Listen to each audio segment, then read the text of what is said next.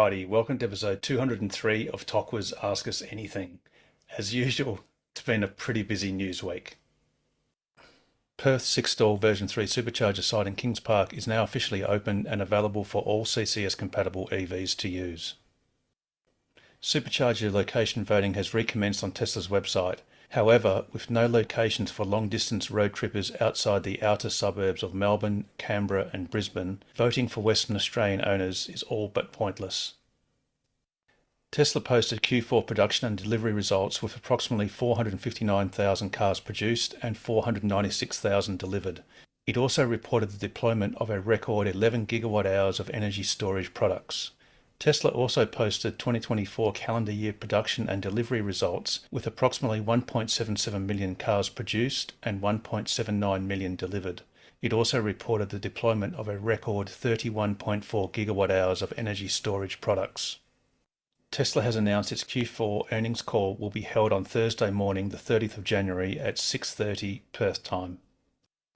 Tesla has announced the impending opening of its first body repair centre in O'Connor, which promises to provide owners a more streamlined collision repair service. And that was this week's New Year's news.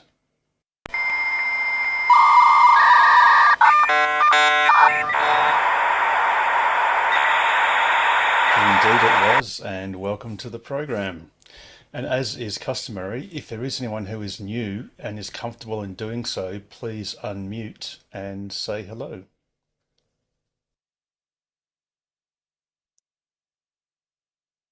Or perhaps a little bit later on. Alrighty, well, Happy New Year's, everyone. 2025, this is possibly Tesla's AI year for full self-driving unsupervised. And maybe it'll be Australia's year for full self-driving of any capacity whatsoever. Would be awesome. All right, who would like to kick us off this first episode of this new year with a question or comment?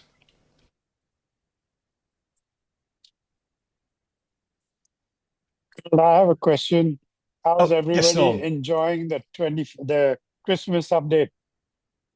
Oh, so good.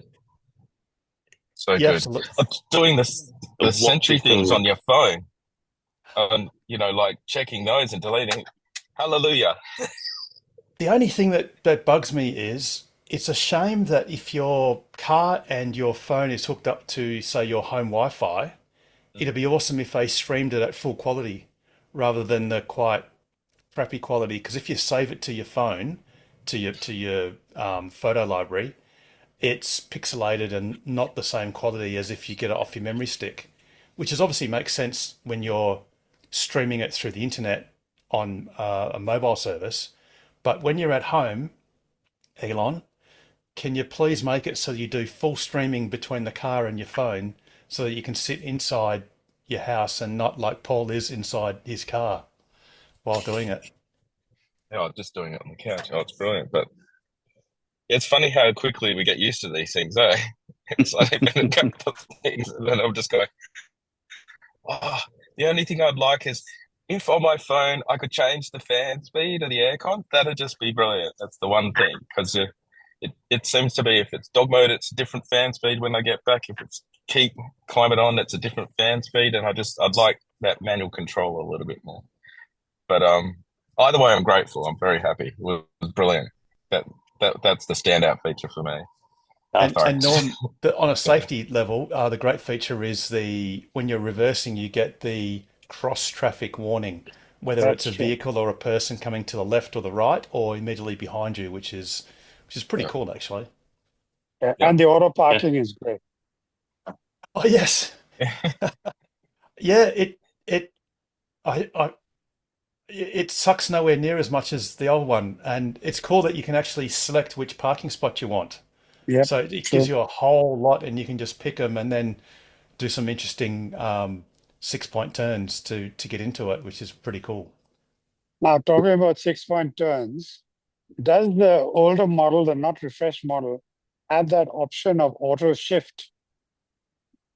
No, no. So Okay. my Model Y, let's call it old-fashioned Model Y, hopefully, And by the way, speaking of which, I was completely wrong. I pegged that Tesla. I did claim or thought that Tesla might open their order book for the new Model Ys before Christmas, and that was dead wrong. So there you go. But no, Norm, it seems I I don't. Does anyone know in the States? I don't think anything that's a if it didn't already have automatic shifting or screen-based shifting, if you've got a stalk, I don't think there are any cars in the States or any models that now have the option of doing screen shifting or automatic shifting. And it Um, might I, I, I be, know I know the car that I hired, the Model 3 Highland that I hired during Christmas. I'm not sure if this is what you were talking about. no, no, no, that's Highland. So we know That's that Highland. Okay. if the either automatic or screen-based shifting or let's call it stalkless gear shifting, I think that it only occurs in cars that haven't got stalks and that Tesla have not yet. Although, look, there is an example of Tesla doing something retrospectively, and that is on our Model Ys and older Model 3s that have ultrasonic sensors. You can opt to forego their use and rely on Tesla's vision-based detection. So I guess there is a precedent for Tesla offering let's call it a mandatory new feature and offering it to older cars that didn't have it. But at the moment, there's no sign of it for let's call it the classic Model 3s and the soon to be classic Model Ys. I've got a problem with the auto reversing of the parking. The camera doesn't cover high enough. I was reversing into an undercover car park area, and the rear spoiler managed to bingle a little bit. So it's something to be thought of in the future. Still got to keep using those rear vision mirrors, guys. I'm sorry. Yes, indeed. Did you Did you have have that you too? gone back to that same parking spot? And so, Sent George, have through a you? report. No, I haven't done the report. I'll do that in the future. No, no. So, is your car? Does your car have ultrasonics, or is it a Highland Model The 3? Highlands. Okay. It's a Highland Um, 3. what would be interesting to do is reverse into that same location, obviously a bit more carefully, and just see if the car. Because the thing is, yes, it's true that it doesn't look very much above the boot, but it Yeah. would see that image prior to getting to that wall or that It obstruction. should have. So as you're further away, it Yeah. should have seen it, but it might. But the problem is, as we all know, if you drive a Highland or if you use Tesla Vision only for instead of ultrasonics, its actual occupancy network isn't that high resolution. So Yeah. it'll tell you to stop miles before you actually need to stop. Um, in I'll the defense of, reinvestigate, Harold. I'll yeah, reinvestigate. yeah, Thanks for that. please do. And look, I feel for you because it's really frustrating when anyone rightly presumes that you're covered, and then you suddenly find out, oh, I've just been bitten, and then it's through that bitter experience that I guess you get wisdom. Um, Oh, it was only a cheap knockoff spoiler anyway, so a little ripple. I'm not too worried about that. I've still got a great ride. yeah, absolutely. And perhaps it was Tesla's way of saying we don't like third-party hardware, so I'm gonna we'll laugh just at that. conspire to knock it off. With Oh regard dear. to I've that, been putting the hold on. Highland auto park like through its paces in the last 2 weeks that we've had it, and it's been absolutely flawless. Way better than before on my old one with ultrasonics. Yep, absolutely, absolutely. Yeah. Sorry, and No, Mark, you were going to say George, something. I was just saying quite a few years ago, with ultrasonics all the way around on a Volkswagen Golf, I reversed into a parking spot and caught the top right-hand corner of the car on a tree that overhung the actual thing. So I was looking in my mirrors and everything, but the mirrors had tilted down to look at the curb. So even those didn't pick up a tree that's really slanting over quite badly. just near Bondo Butchers there in I forgot where it is, just in the near the city there. In fact, that's a great point, Mark, because George, it's plausible that obviously what you hit was some ducting or a vent or something that's a protrusion that's higher up on the wall or whatever. So it is actually plausible that ultrasonics might not have actually picked that up No. either. So yeah, what's that saying? That education's never free. As soon as every time you learn something, it costs you money. But yeah, But you do look differently afterwards. yes, you do. Yes, you do. That's probably why older people are more skeptical, more cynical, more everything because they've almost seen almost all of it, possibly knowable. Alrighty, good start to the program. Anyone else got any opening questions or comments? No, just the watch. The watch is the best bit for me because I can now just walk out to the car, and if I've got my watch on, I can actually get in. The amount of times I walked out to the car to open it, so I've left my phone inside, so I have to go back and get my phone. The watch makes a massive difference if you've got one. Yes. And that's taken years. I mean, people have Yeah. wanted that for years and years. And I guess if you're in Android Opera OS, you're still wanting it because Yeah. I don't think iWatches are compatible with Android. In fact, I'm No, basically they're not. certain they're not. So unless you could buy an iWatch and pair it with a phone that you're not using, You could that do perhaps that, one of your Nabbit, partners is and I using. think people have done that. If they get, especially get the wireless ones, done with the chip in it. So Yep. cellular. Yes. Yeah, you could probably do that and hook it up to an account that's been hook it up via an iPhone that's got the Tesla app on it with your credentials or at least one of your family Yeah. members' credentials. Cool. All right. Any other questions or comments? Yes, James. Yeah, good evening, Harold, and Happy New Year to everyone. And to you too. We're 3 months into our new Model Y. We were down in Margaret River most of the time, and a couple of weeks back we had a broken drill bit in one of our tires, which made us feel very vulnerable.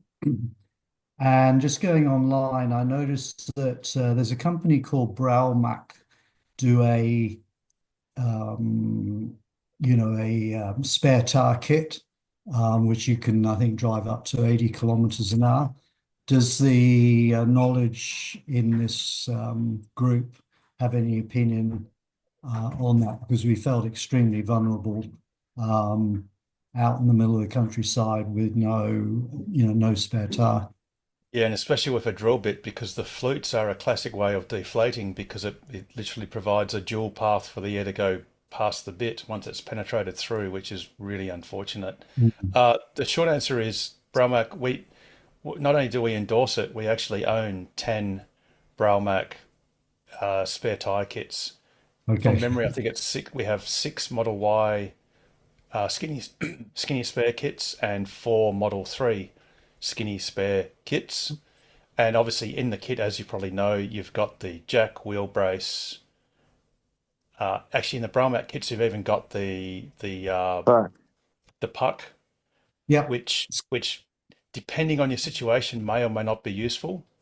I'll leave that to people as they experience it themselves. One of the big issues with jacking a car with a flat tire, and I've only done that once on my Tesla, is when the tire's flat, the car is exceedingly low. So, and I've mentioned this before and Ask Us Anything, it's wise to carry with you a small block of wood. Only has to be small, say about like a hand, sort of like your palm sort of size, and Yeah. slightly taller than the jack at its lowest setting. So those scissor jacks do go down quite flat, but you get a block of wood that's just a little bit, say 5 or 10 millimeters higher than the jack. Yeah. And then what you may find is, for example, if you have a rear flat tire, which is what I had, and it was completely flat, you you can't get the jack into the rear part of where you got to jack it at the rear jack point, and that's even without a puck. Okay. So I actually had two jacks because it was a long trip, and I just sort of took a spare for a spare, and I sort of did it the easy way. What you can do is if you then jack the other end, whether it's the front or rear, whatever's the opposite, you jack it up. It also naturally jacks up the end you want to be jacked up. And then what you Okay. do is you put that block of, once you've jacked it up a little bit, put the block of wood in, lower the jack, move the jack back to where you really want to jack it, and then you can go ahead. And obviously once you've got an inflated tire on, when you lower the car, then the jack easily slides out because you've got basically the height of the sidewall of your tire added to the height of the car. Sorry, So that's Harold, I miss where does the block of you so you if okay. it's So the driver's bring side rear wheel, you put the block of wood and the jack under the the forward front on the front front, wheel. yes. Jack So jack the car up yes. In and fact, you can actually, if you've got a tall enough and strong enough jack, if you want to do a front to rear tire rotation, which is the way Tesla recommends, yeah, that when you do a tire rotation every 10,000 kilometers, you take the two front wheels and you put them to the back, and you take the back wheels, put them to the front.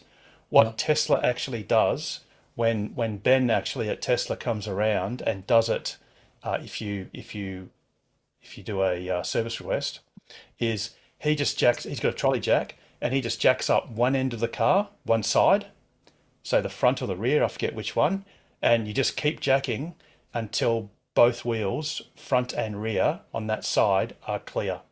okay, So again, the pro tip is if you can't get your jack in where you need to jack it, go to the opposite, whether it's the front or the rear, whichever yeah, one is not flat, jack it up enough to get your block of wood in to where you do want to jack, lower it, and put the block of wood just to the side of the jacking point so that you can get your jack into the jacking point, and you can put your puck. So actually the height of your, or the thickness of your block should be the minimum height of the jack got it. plus your puck if you intend to use it.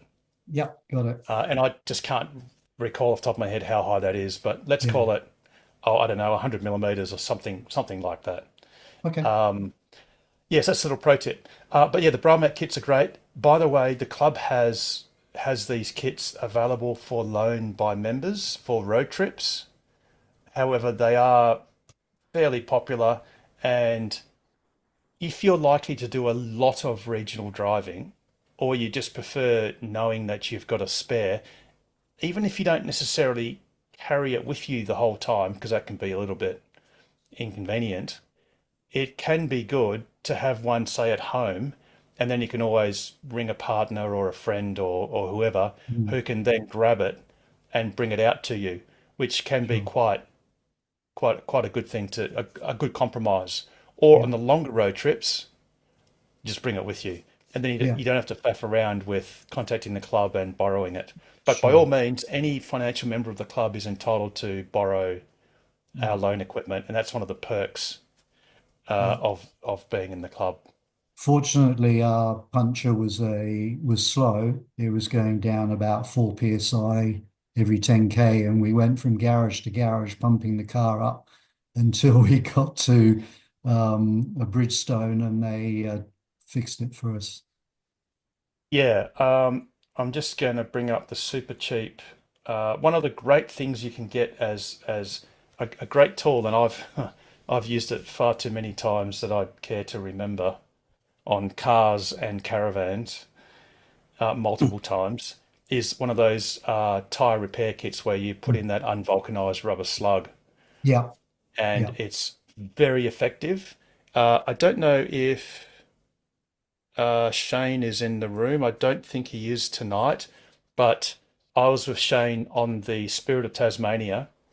Basically, discovered that he got a massive puncture, and we're on the ferry, and basically put in, I think it was four slugs because it was in the sidewall and it was a big cut, and he just kept on jamming more and more slugs until they finally did their job. Hmm. And you know, they're cheap. The kits are only about 40, $50. Hmm.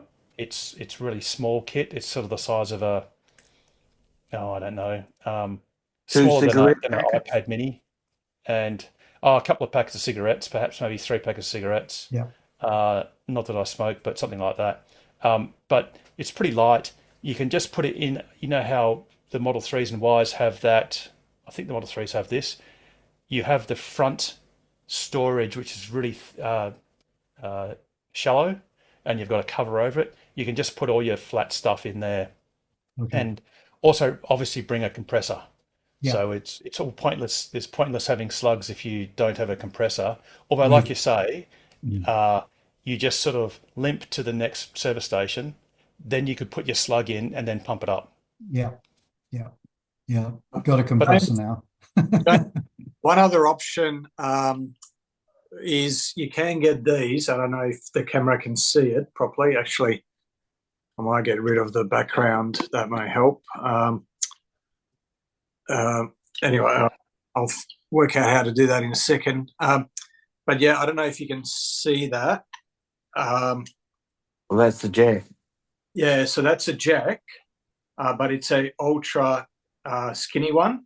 So you can see it's no more than probably about 20 mil high. So that's super low. You'll be able to get that under anything. Oh, easily, yes. Yeah. But it is, it's not cheap. And then you obviously jack it up like that. Mm. But yeah. Yeah, wow, that's impressive. Will that one Interesting. fit the puck on top? Say again? Will that one plug the puck in, or do you? Yeah, so I mean, even if the tire's completely flat, with this, you still have enough space to have the puck and this. So in fact, there are situations where even though this comes up fairly high, there are situations where you may need a bit of wood to put under it because it's just so low. Yeah. So to be able to get the whole wheel high enough so you can take it off the bolts.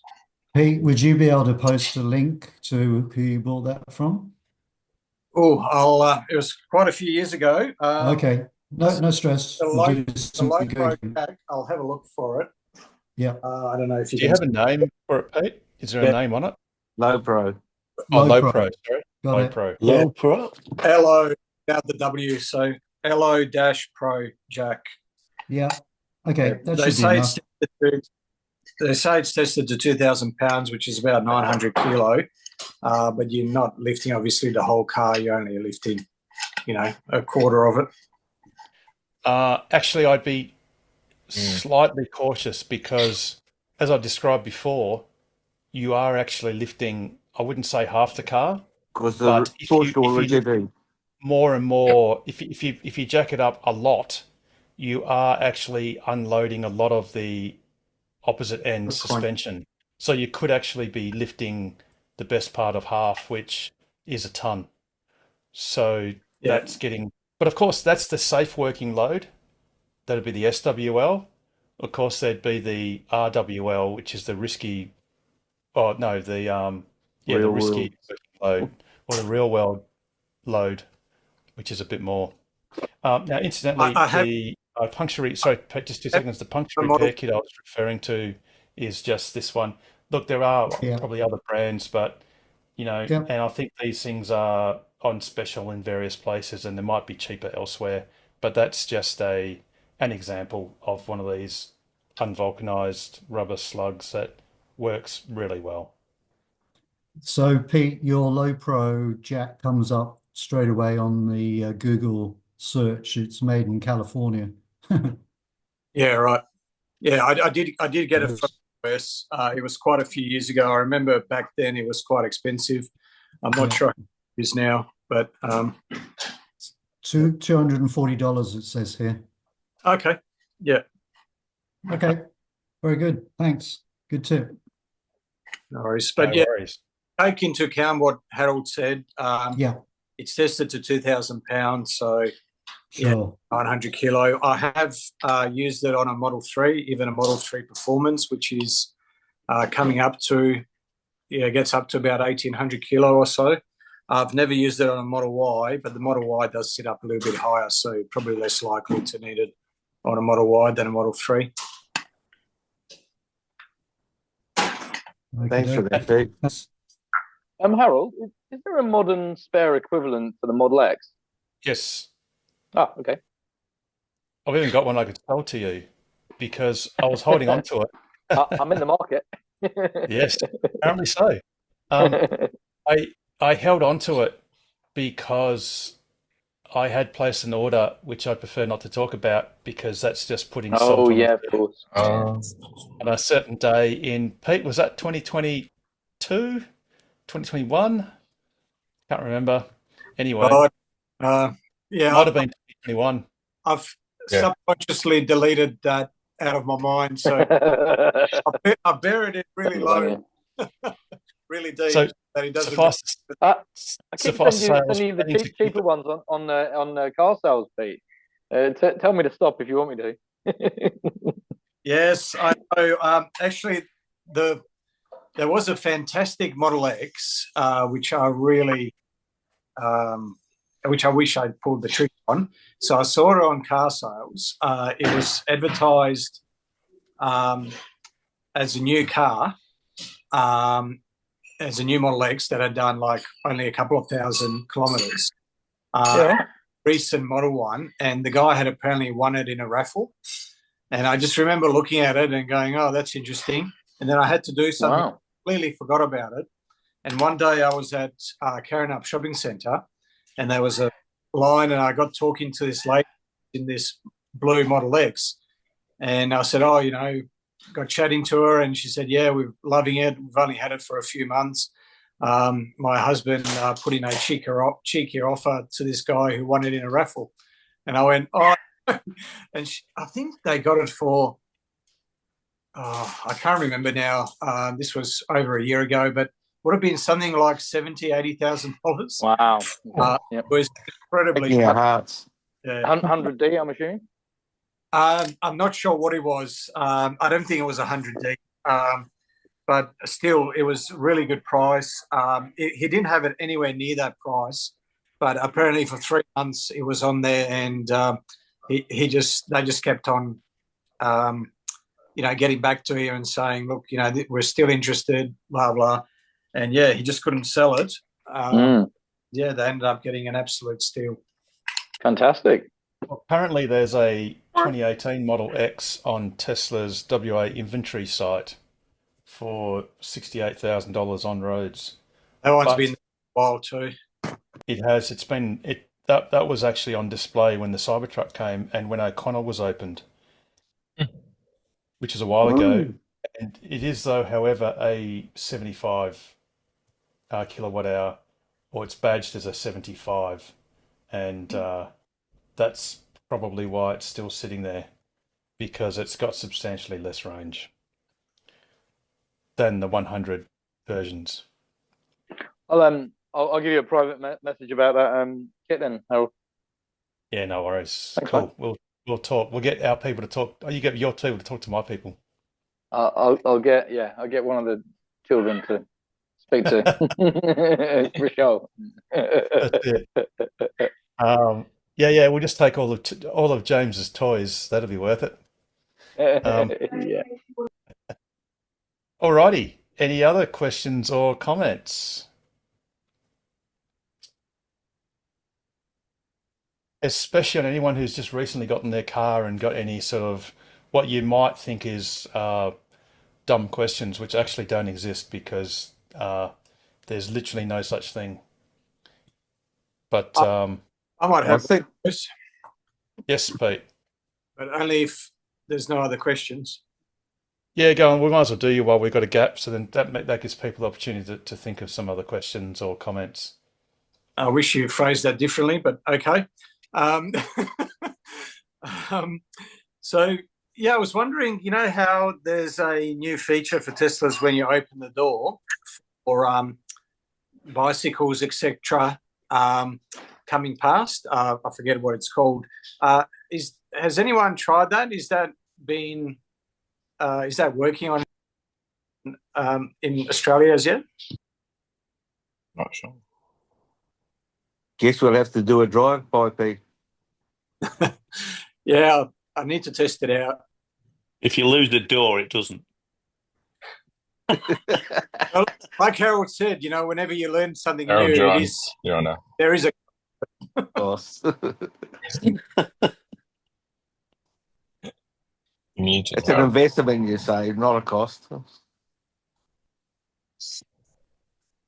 Exactly. Here's the thing. There's also been an article about Tesla having NHTSA on their backs once again, this time about actual smart summon. Apparently there's been 3 or 4 accidents. So not sure those are used for what the situation is, but I mean, it's only the user Harold, area, sort of. You're on mute, buddy. Harold, you're muted. Sorry, that's you know when you're I using was it. muted through Zoom. Sorry, apologies for that. Yeah. I was doing a good job of miming, pretending to say something. There's no sign of the let's call it the door, the push bike door safety feature in our release notes.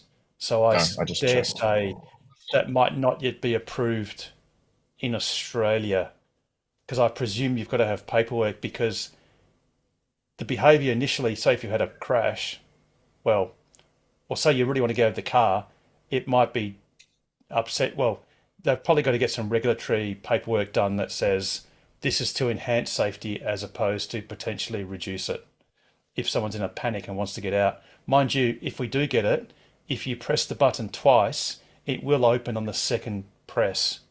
It's just that it'll warn you to say, no, I didn't open that time because I can see something that might collide with the opening door.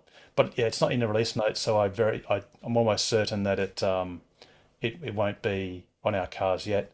And Christian, you've got your hand up. Hi guys, long time no see. I have actually 2 questions, and one of which is I just put it in the chat.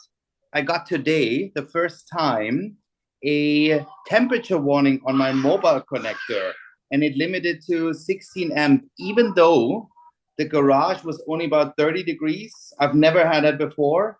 And even when I came home and the car wasn't charging anymore, the UMC was fairly warm, hottish. Is this thing gonna go? Okay, so I had a similar thing occur in Timber Creek, I don't know, 4 months ago. And it was warmish. It was actually nighttime, but my UMC was face down. And I surmise that because of that, I guess hot air rises, and maybe the temperature sensor is towards what you'd call the back of the UMC, the bottom, what would normally be the bottom part, the bit that doesn't have the LEDs on it, or the silver. Mine is hanging off the 5-pin straight off the pigtail of the wall, which it has always done. I mean, look, I keep an eye on it. I'm just gonna chalk it off to a once off. But I've never, in the 2.5 years, I've never seen that before. I've seen voltage drops, that okay, but I've seen that is the first time, especially under much cooler condition than normally. I mean, when the sun is really out, I mean, our garage gets easily 38, 40, and haven't had any issues with that. So today was 30, 31. I have it on Tesla Made. It's like it just checked the charging thing. It's around 30 degrees. Thought it was pretty okay. Yeah, look, I mean, incidentally or coincidentally, and Craig, I'm going to get to your question in a sec, is if I just spotlight, I'll try not to show which car it is. Basically, I've got, this is a different thing, charging rate reduced, wall plug temperature high. That's actually the pins. And this is a car that's only was pulling 10 amps and now only pulls 5 on single phase, which is why it's doing 6 k's an hour, which is a little bit slow. But I I surmise that perhaps Tesla is getting a little bit more conscious of elevated temperatures, even though they're not particularly elevated, and maybe it's sort of being a little bit more cautious, Right. perhaps. Because on the temperature range of the whatever, it's like the ratings, it says it can work up to 50 degrees. So I thought it should be fine. Anyways, okay, just wondering if someone's seen that. It might be on its way out. I don't know, because that's my primary mode of charging. I do that every day with it. So it would be nice if that wasn't the case, but it should be still under warranty. And the second thing is, speaking of warranty, both my rear USB-C plugs that give power to the rear passengers, both of them just went out this trip. Like none of them are giving anything anymore. Yes. Okay. Yes. So that is an E-fuse that has blown. So what you need to do, and Chris Chatterton, the CEO of Variety, had this problem. Oh no, sorry, that's a different thing. That was a 12-volt outlet. Sorry, it wasn't the USBs. Okay, just do a Google Okay. on Tesla USB no power or put eFuse. Yeah. Now, that Google search might uncover that there is an eFuse to do with overloading the USBs. And a plausible way that I've found to reset that is you can't have the car charging, and it's best if you turn off Sentry mode Yeah. and lock the car, walk away from it for several minutes for it to go, or maybe half an hour, for it to go into a deeper sleep. Tesla refer to different levels of sleep. There's a level 1, 2, and 3 sleep. Right. And it has to go to a certain depth of sleep whereby things like eFuses will then automatically reset, providing the fault condition is no longer present. Right. So, but if you treat your car normally, which is plug it in as soon as you get home, which is what you'd normally do anyway, then it won't get into that certain level of sleep. And I think also it may be to do with Sentry mode, but just try that after you've Googled to confirm that the USB outlets are eFuses. Oh, eFuses, and all not right. perhaps Yeah. an actual fuse. Yeah. Look, I Which mean, is- I can always put in a service request as you always suggest, but if there's a small fix like you suggest, it's much less hassle. Yes. Yeah.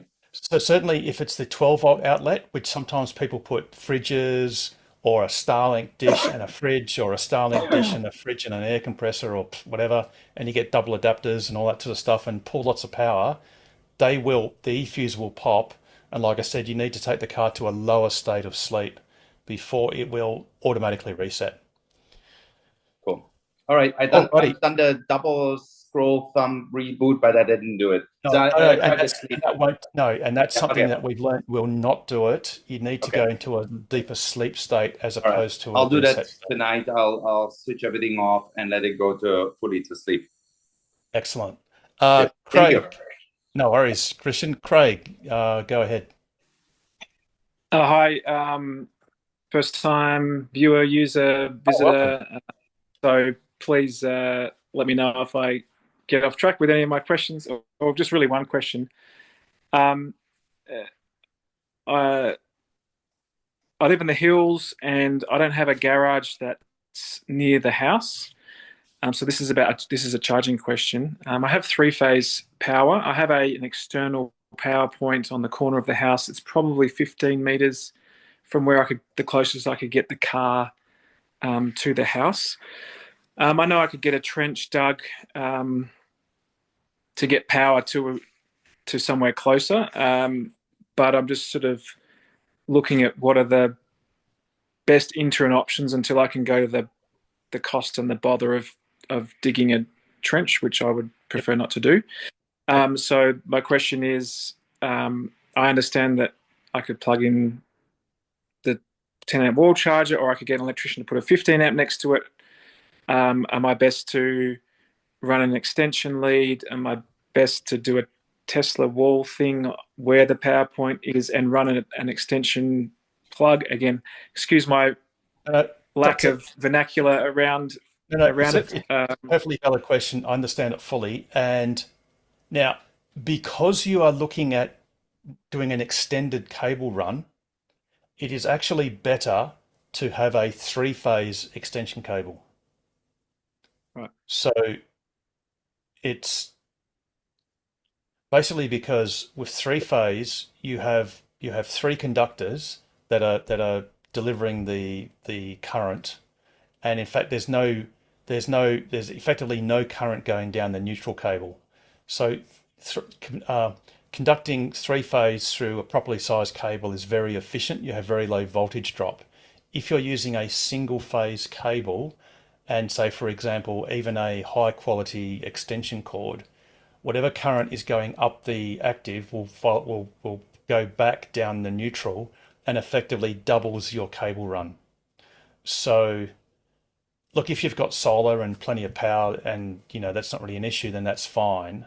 But yes, you could absolutely just get an electrician to put a 15 amp GPO on the corner of your house or whatever, and then run a good quality extension cable, and then just use your UMC, your 15 amp tail of the UMC, and charge your car that way. You'll get about 20 kilometers of range per hour, roughly. The other alternative is to get the electrician to fit a 3-phase temporarily, or basically fit a 3-phase socket to that corner of your house, then purchase or get the electrician to make up or procure a 3-phase extension cable. And then what you could do, in Australia it's still permitted, is, for example, buy a high power wall connector.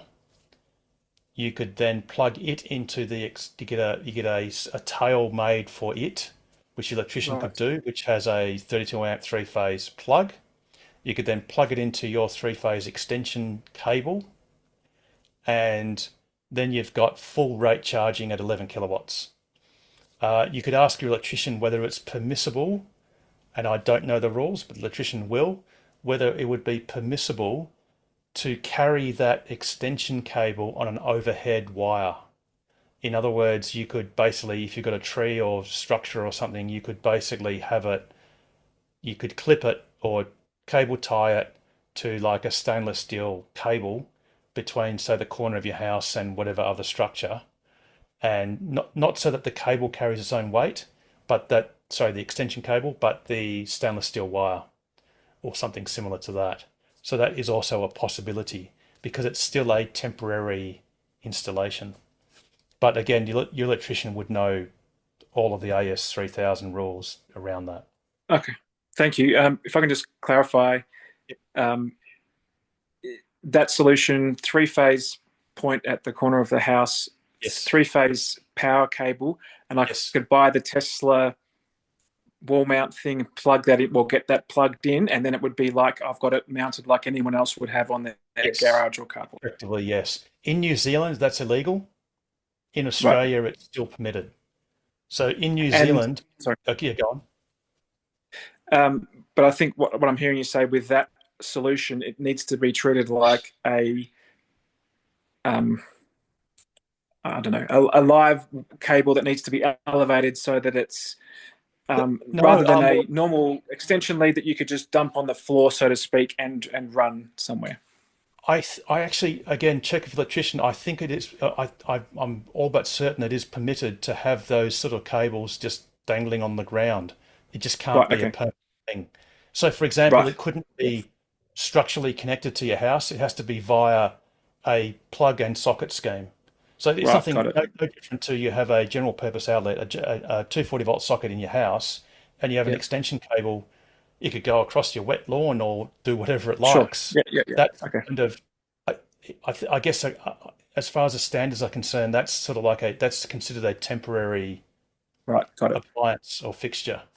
Yeah, but of course you could absolutely permanently mount the wall connector to something, whether it's a wall or a structure or something, because it has a flying lead connected to a plug, which plugs into something. You could call it like a chip fryer, like Hungry Jack's and whatever. They have appliances. They actually have 3-phase appliances with clips or plugs that go into sockets And so that's a very common sort of thing. Okay. And that way you don't have to do the actual trench. Having said that, I mean, I know so did you say you're in Kalamunda, so you're basically digging up rock. Darlington, but yeah, same thing. Yeah. It's only a faff. It's only one faff you have to do once. Yes.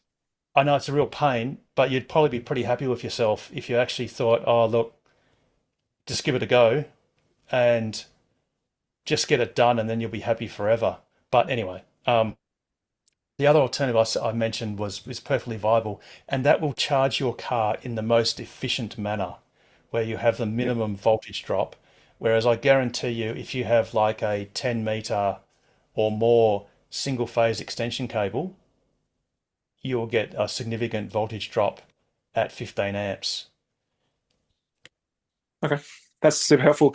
I know my electrician's not really my usual electrician's not across this. Does the group recommend electricians that know their stuff around this? Look, honestly, any electrician, you've got to get into their heads. You just treat the high power wall connector as an appliance, because it's just an electrical piece of equipment.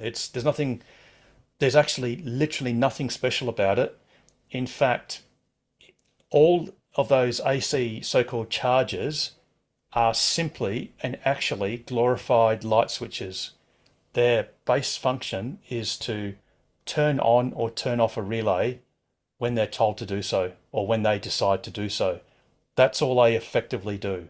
It's the car that actually pulls the current that it's been told to pull, and does everything else.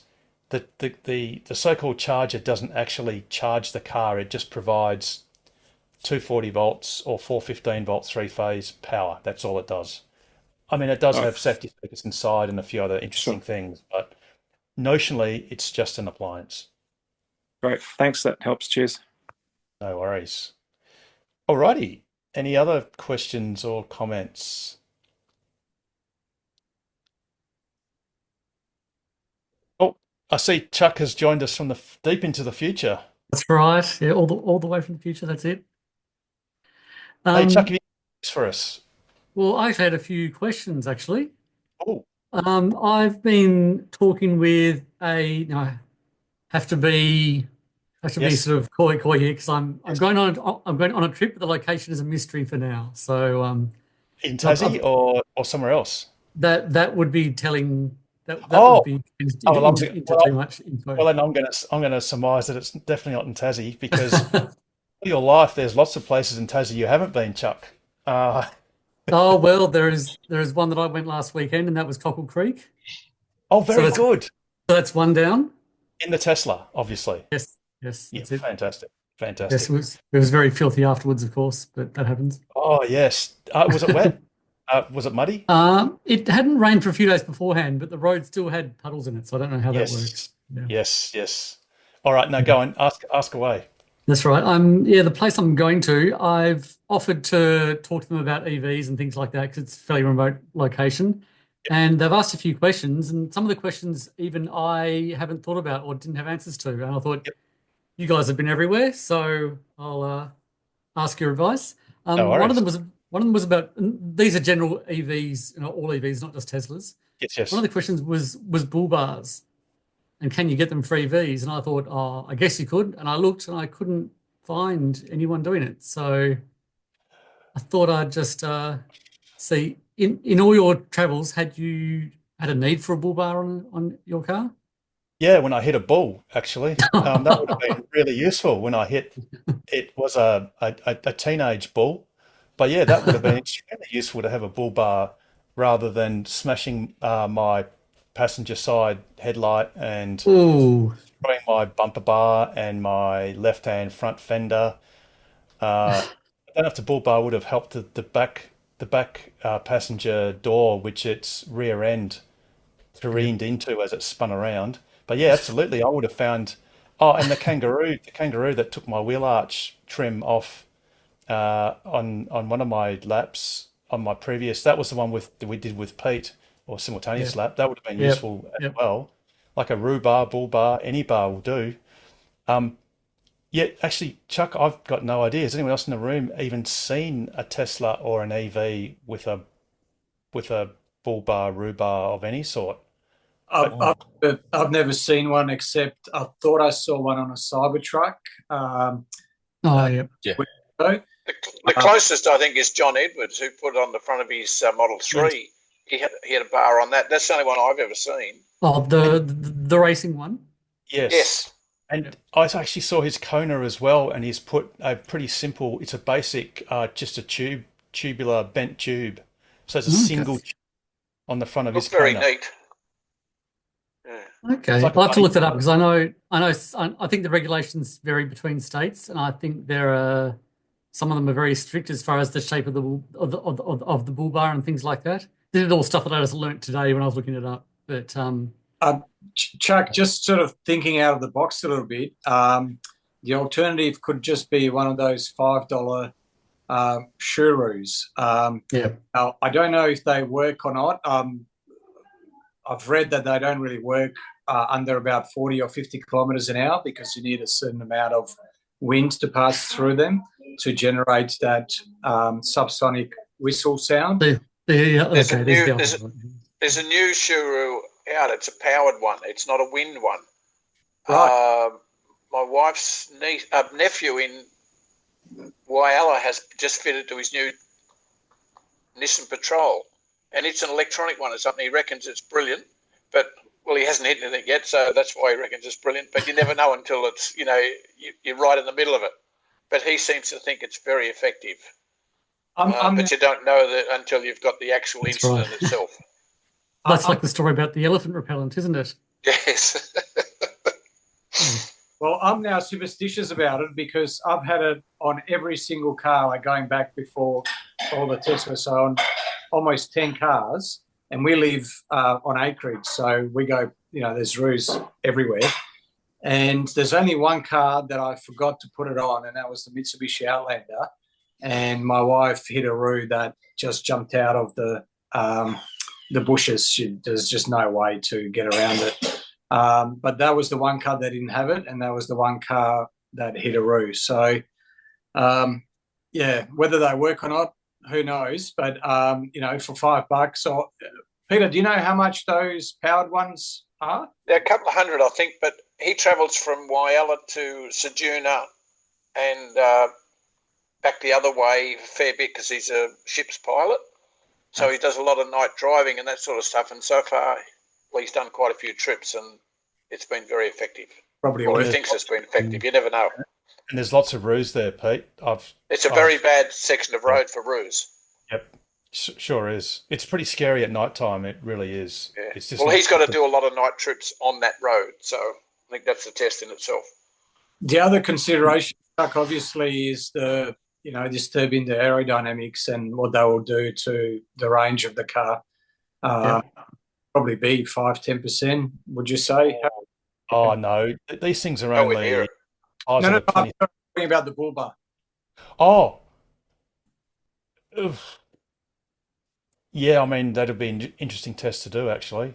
It would disturb the air, without doubt, even if it was tubular, which a lot of them are. But... look, that's a small price to pay. Well, it just depends. Yeah, I don't think it's something. I don't think range is something they'd be concerned about. Okay. No. The other thing to watch for is your crashworthiness for your airbags and stuff, because they're actually set off by your front bumper when you impact as well.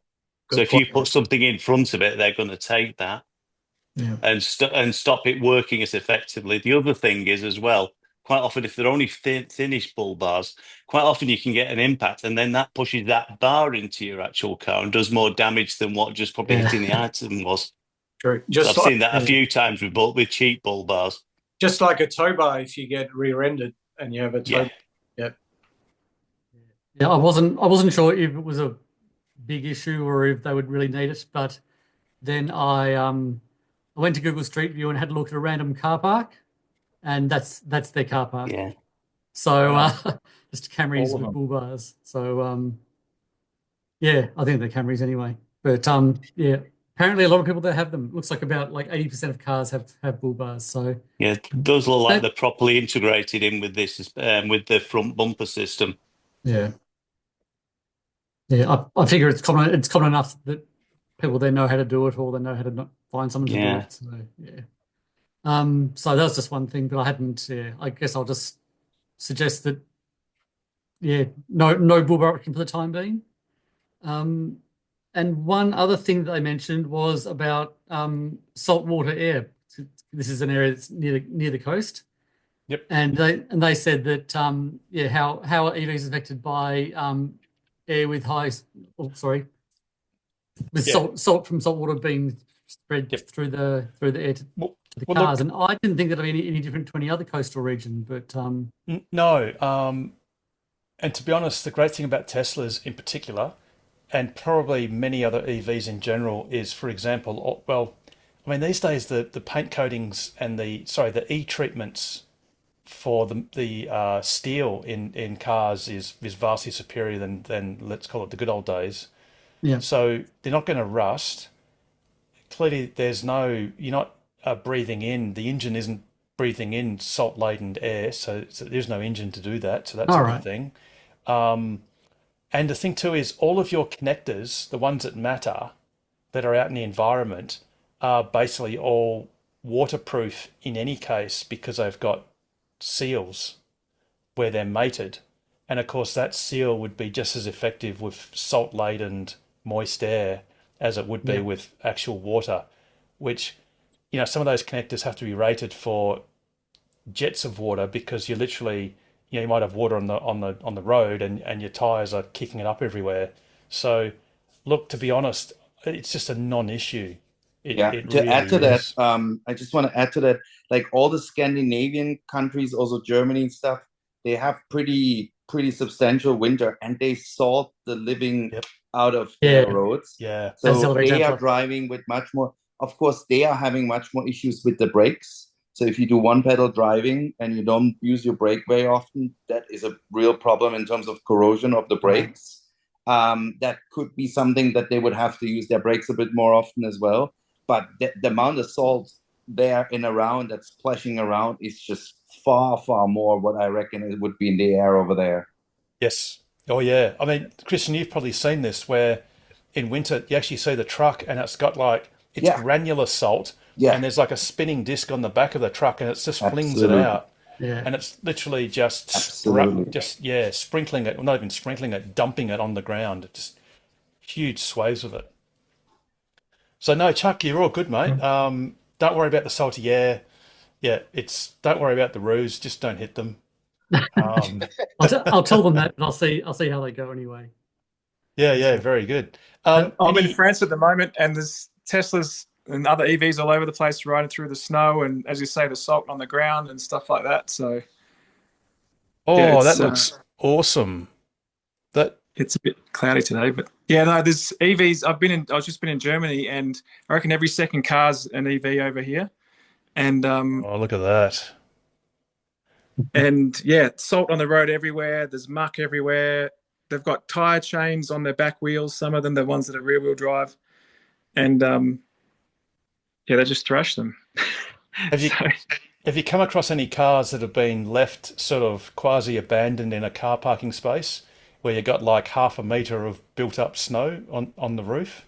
Like some of them are actually entombed. It's classic. Yeah, the last couple of days it has been like that here. So it snowed 30 centimeters 2 days ago. So yeah, it's when I see people, I'm new to this, but I've seen it on a few pages and see people saying, don't drive on the beach or don't drive on the sand. I mean, there's other reasons for that, but over here I'm seeing salt and weather and all sorts of stuff, and everyone's just driving through it. And obviously you got to wash it off and give it a clean, but people are definitely treating them less kindly here than I would imagine elsewhere. So yeah, absolutely.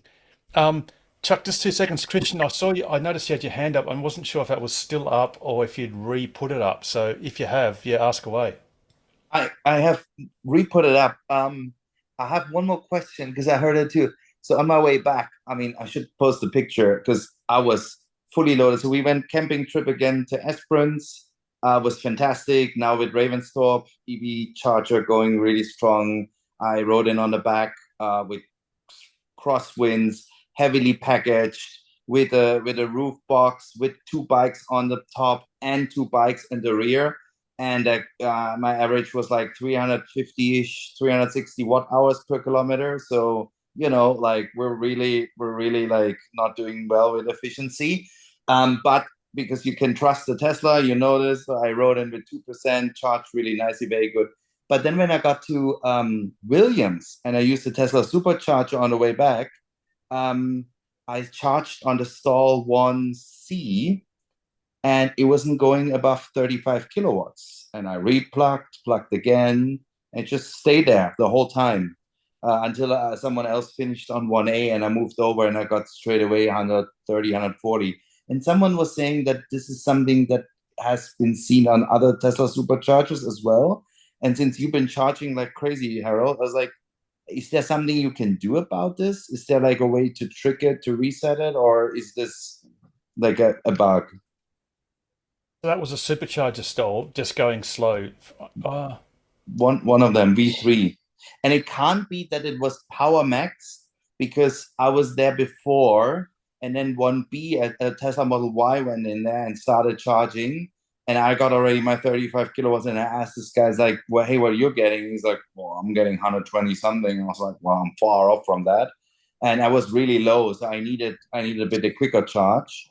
So I just had to wait until 1A was free. And someone was saying that even Kings Park had a stall with 35. And Yes, there was a fault.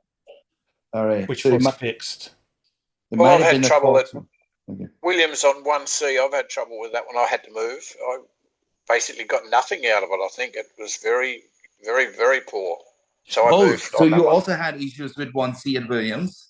Yes, Oh. that's some time ago, and not recently. Okay. Well, I mean, I tried to. Yeah, I don't think it went through. I tried to tweet to the supercharger team, but I don't think. I think I had some issues with the network there. But I don't know because there's like, if there's a fault, call and the number is blank. So I was like, well, I don't know how to report it. Oh no, you can do it in on. your Oh, app. sorry, you go. Yeah, You go. in your app when gonna you do say. supercharging, when you're finished, or you can actually just go to the pin. You can go into navigate on your app, and on the map look for that supercharger, click on the pin, and then you can report a problem even if you're not there. So you can all then right. say stall 1C or whatever, low power, So or you under can do it while you're there. There you go. Yeah, go. Right. You Okay. just Can you see use it? that for a sec. Report it Yeah, There I in. you see go. it. I see it. Yeah, Yeah, I can do that. yeah. Okay. All right. So it's under Okay. location in your app. Yeah. Because I did that for Eton on the last holidays, because the last holder was on the ground and it just looks like that's been broken for a while and no one said anything. So I put it out of the way so it wouldn't get run over. And then while I was doing it, I did the same thing. So you just type in the issue, you take a photo, and then you just press submit. Easy. Right. Okay. Yeah. Yeah, that would have been an idea. All right. Okay, Yeah. that's good to know. When the next time there's a thing, but I mean, other than that, like I even also charged Colton up, and on the way in, also on 1A and Williams, there was no issue. But like 1C on the way back, I was like, oh, that's not good enough. Yeah. Oh, that's Yeah, cool. absolutely.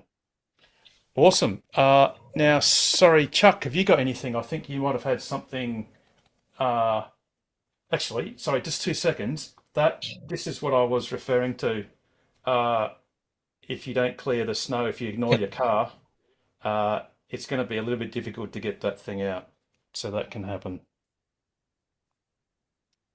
Anyway, so Chuck, anything Yes. else from over east? Any charging news?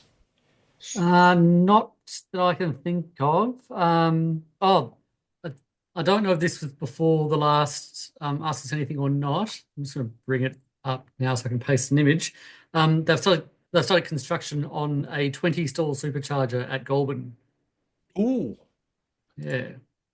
So between Awesome. Sydney and Canberra. Yeah. Yeah, absolutely. Yeah, I'll be using that in a few weeks. Oh, started construction. Oh. Damn. Because I'm leaving on the 17th or 18th of, well, next Friday or Saturday, not this one, the one Okay. after. Yep. For a little lap. Yeah, right. A little cool. lap. But it's a little lap. It's the same size as all the other laps, but you know. Yeah. Well, it's not a figure eight. It's just a normal standard one. Oh, Standard. just a standard one. Just a dozen days. Man, Um, Harold, you're gonna compete with this guy in Germany that has like, what is it now, 2.4 million kilometers on his Tesla Model S? Yes, but you know why? Because he's got free unlimited lifetime supercharging, and he lives right near the Autobahn. So you can do 200 Ks an hour. You can do your 1,000 Ks in 5 hours, recharge your car a couple of times, and then just enjoy the rest of your retirement. And if you do 1,000 Ks every day, then there's 365,000 Ks a year. And in 3 years, there's 1,000,000 Ks. In 6 years, there's your 2,000,000 Ks. It's easy. Can you imagine trying to do that? I wouldn't call that easy, but I'd love to do that. But surprisingly, like the last stat that he posted was like he had all home charging. I think he was just done with it, hanging around a supercharger. I don't think money's a problem for him. But he also has the Roadster, right? Combined, this guy has 3 million kilometers in a Tesla. Teslas, Roadster, and the Model S. Sorry for interjecting. No, totally cool. I've only got, I can't remember. I've lost count now. It's a lot. Just like 400,000 kilometers or so, right? With Yeah, your X and 450, maybe 450, something like that. I'm not. yeah. I'd See, have to- I'm close. Wow, that's impressive, man. Yeah, I could argue that I've got over 500,000, but that would be cheating a little bit because I do rent my cars out, and it wasn't me. So, but my 5 Teslas have done, well over 500,000 kilometers now. So, Amazing. That's awesome. I think I'm only up to about 450 of actual genuine driving, but it'll keep going up. Yeah, I reckon. Well, I got a lap, obviously next week, and then another one in May, and then we'll see what happens. And I hope the one in May is in the Juniper, or else. So speaking of charging and super, when are we gonna get Southern Cross? Isn't that on the list? Yes. So, Yes, and Meriden is already confirmed. In fact, the location is precisely known at Meriden because it's in council documentation. Cool. But there's no sign of it yet. And we obviously also know about Greenhead as well, which we're actually trying to push Tesla to accelerate the rollout of the Greenhead charger, because something that we've experienced over the holidays it was quite frustrating and difficult, is because of the not so temporary roadworks lengthening, and whose diversion then lengthens the distance between Perth and Geraldton. The real risk is, and it has already happened twice in the last couple of months, is there's been a bushfire on the highway, and then you've had to do a diversion. And the most recent diversion was through Mininu and Three Springs back to the Brand Highway. And then it just makes it unfeasible to get back to Lancelin. So we really need that Greenhead supercharger sooner than later, because unfortunately there's no sign of the NRMA installing the Eneabba charger along the Brand Highway yet. So yeah, it's pretty essential that hopefully Tesla can get their skates on. That would be great. But also, is there any update on the NRMA charger? I haven't seen anything happening. Is there any update on that? Is this like they're gonna install it? Sorry, which one? The NRMA. Oh, yes. Yes, the NRMA one. There is council documentation that precisely pins the site. But there's no Ken has done a couple of trips, or he does regular trips along the Brand Highway, and there's no sign yet of any, like, for example, transformer. Actually, I think he said there was a transformer on site, but I'm presuming it was a pre-existing one, which they might utilize. Right. But there's no sign of any construction yet. Anywhere in WA? Like, because they're supposed to install a bunch, right? Yes, there is zero. Okay. Bring Chris Bowen. Yes. Which I could do a post on X, but he's no longer on X because he thinks it's not a friendly place to be. Yes. The only place I think I saw a sign of future construction was high power cables at Halls Creek at the same location of where the WAV network is not currently working and hasn't been doing so for the last 6 months because it was vandalized. So that was the only place where I surmised there might be positive construction or at least positive signs of an actual site, but nothing's happened since. And I guess I'll find out as I drive past the non-functional WAEV network 10 power charger that, like I said, hasn't been working for nearly 6 months, possibly more than 6 months. That's rough. That is really rough. Too bad. Yeah. I mean, yeah, it would be. And is it still, I mean, I don't want to trigger anyone, but is the NRMA still going to put in CHAdeMO and CCS2? Is this still confirmed that they want to run with this? Yes. Yep. Okay. Yep. All right. Okay. At some sites, like for example at Nullarbor, which I guess you would call a typical, it's a typical NRMA off-grid site in that it's typical because it doesn't usually work. And it's also typical in that it's got 2 different chargers. So they each have 2 nozzles, one of which it seems is almost always a CHAdeMO, except for places where it's not, but it usually is, it seems, one CHAdeMO and then 3 CCS. What CHAdeMO car will get to the Nullarbor? Like none. Oh, a Mitsubishi Highland using petrol. Yeah. All right. Okay, fair enough. But useful, like anything, you can't. It's rubbish. The Nissan Leaf E Plus does. How many cases it get, Chuck? About 350, I think. Oh, okay. All right. So that can. That's about the only one that I can think of. Only the new one. The older ones, the only they have getting there is if they're being towed by a Tesla. Yeah. And also the Lexus UX 300, of which when I looked on, I think it's the Driven have got a tally.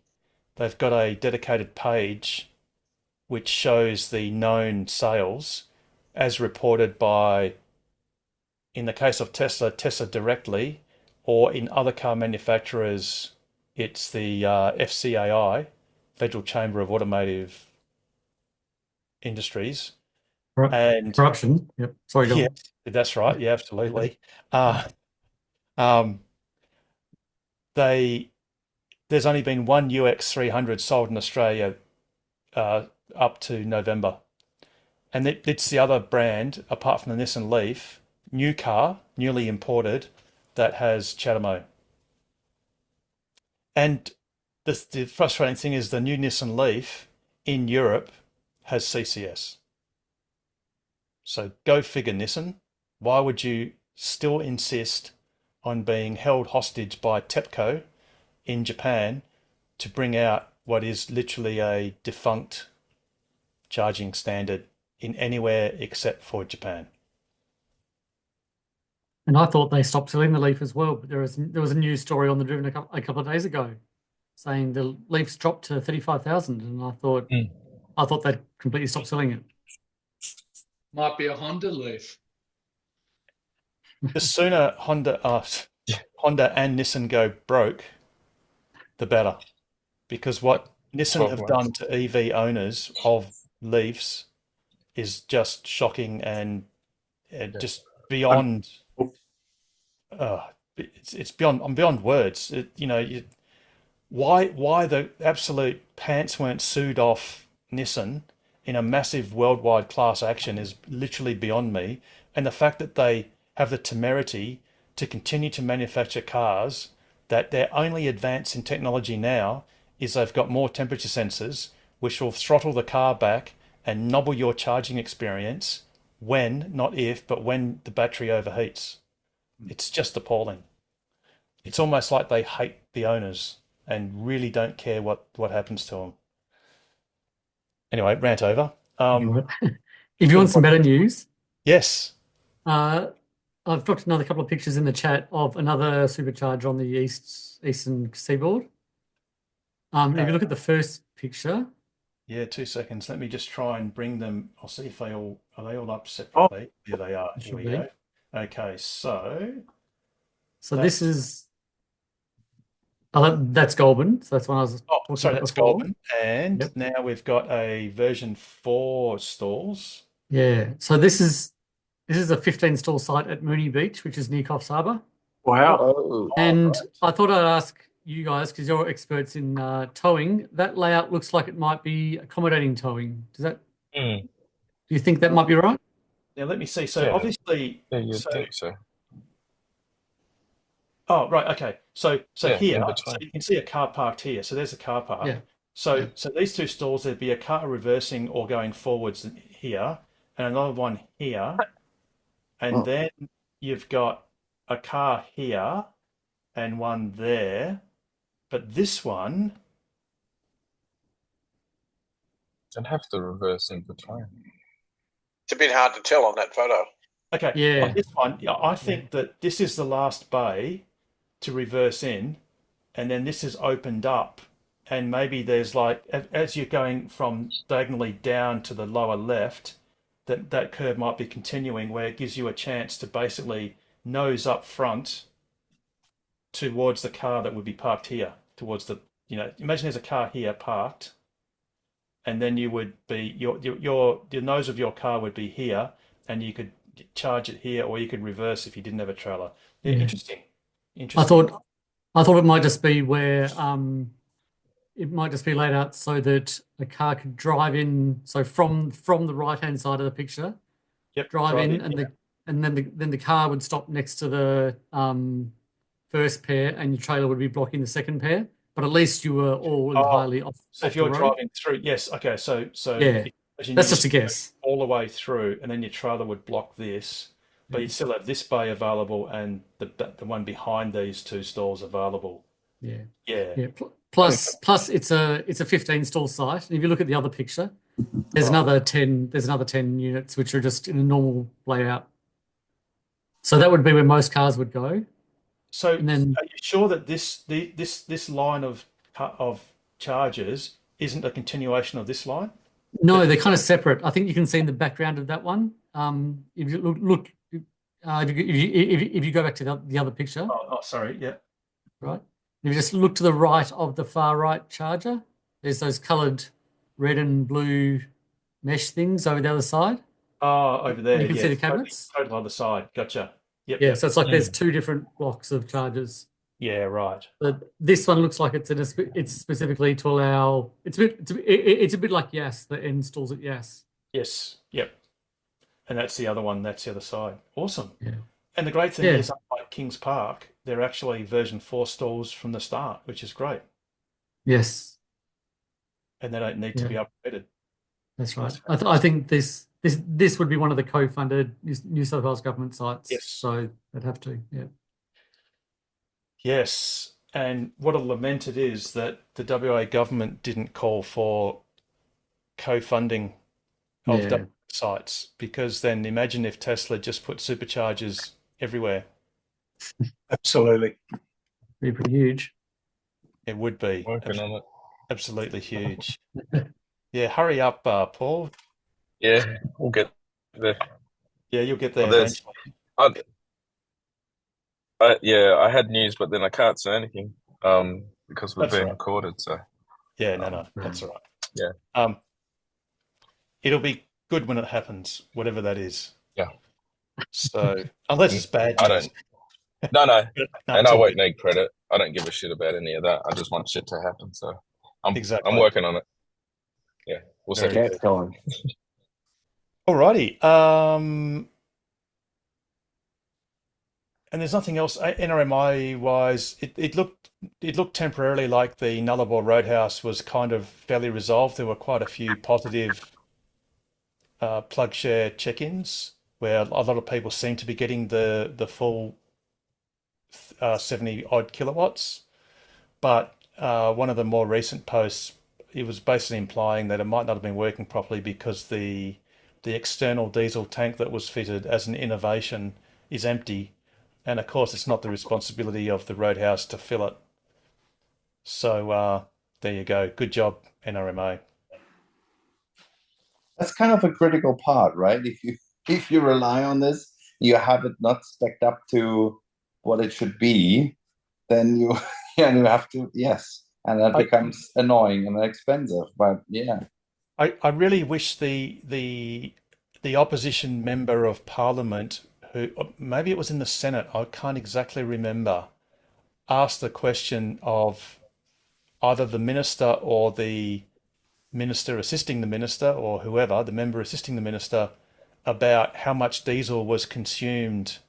Actually, that was at El Dunda. I would love the question to be posed: how much diesel is being consumed at Nullarbor Roadhouse? Because clearly there's lots of it and they're not refilling it. And as we all know, there's nothing, it's like a pub with no beer.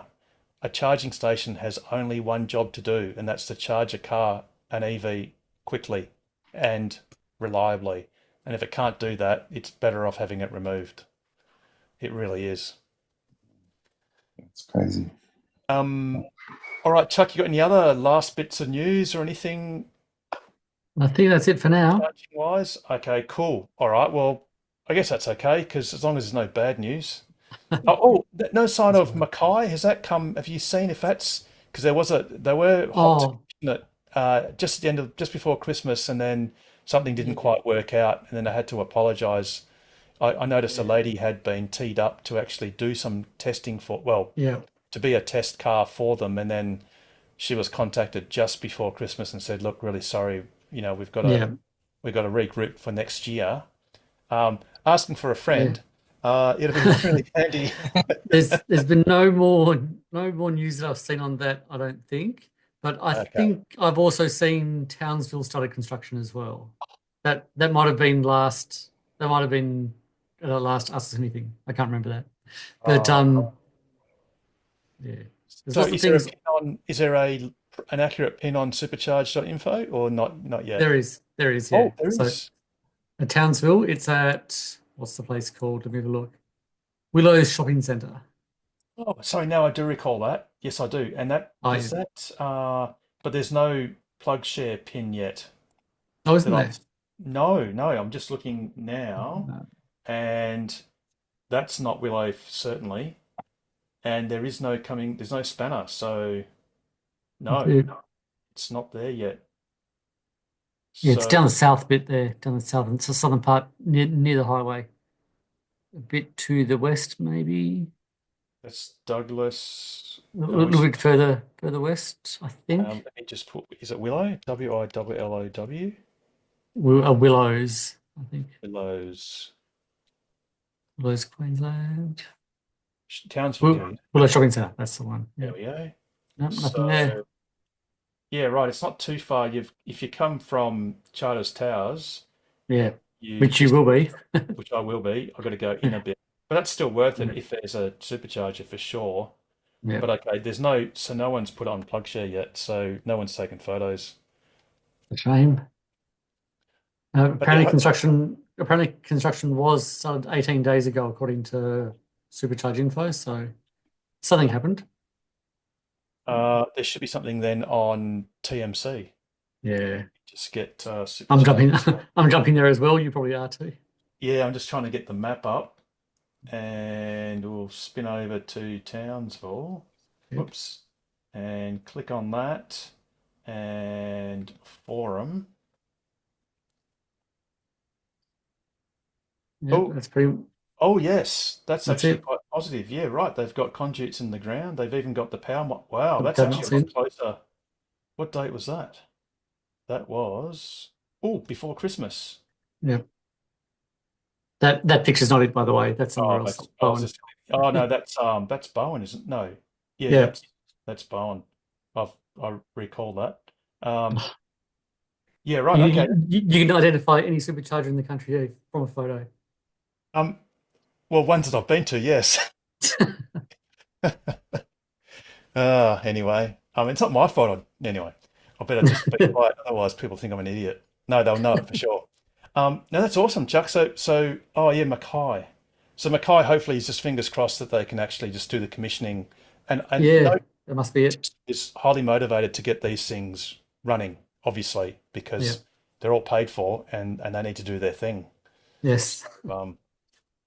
So I've got maybe a week and a half. Yeah, okay. Maybe I'll get some photos anyway, if someone else hasn't. Yes, fair enough. Sounds good. Oh, cool. Awesome. Alrighty, well that's great. Yeah, thanks All for that, good. Chuck. That's And good. I might log off now because it is school day it's tomorrow. So it's nearly tomorrow. Yeah, absolutely. I'll let you go. tomorrow. Thanks very much for joining us. And That's all right. we will be back recording next week. The week Yep. after, I'll be on the road, so it'll just be a non-recorded informal session. But Yeah. no, awesome. Thanks for that. All And good. yeah, please keep us posted on any other news. That'd be fantastic. All right.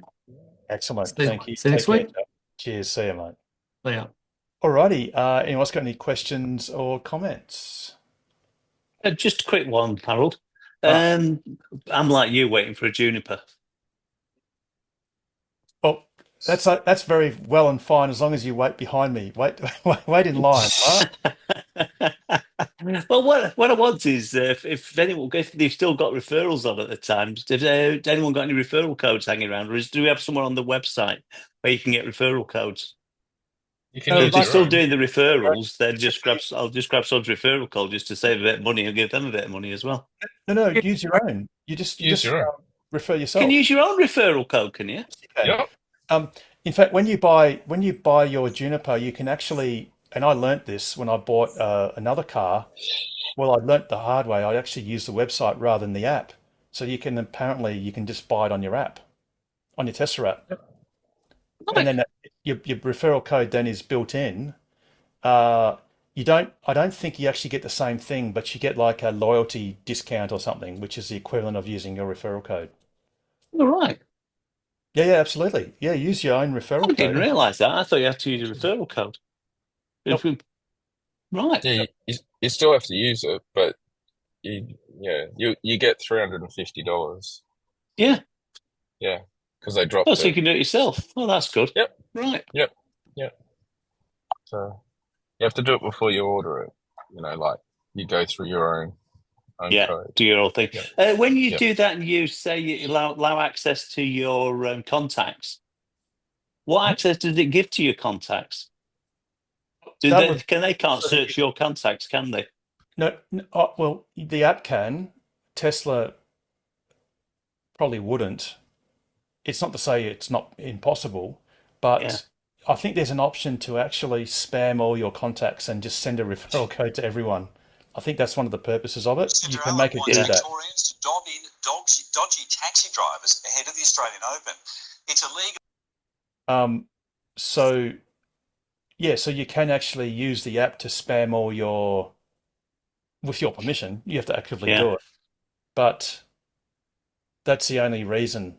You can just go and copy when you go to the referral thing, just copy the code. Yeah. And then you can just like paste it in an email or paste it in a message.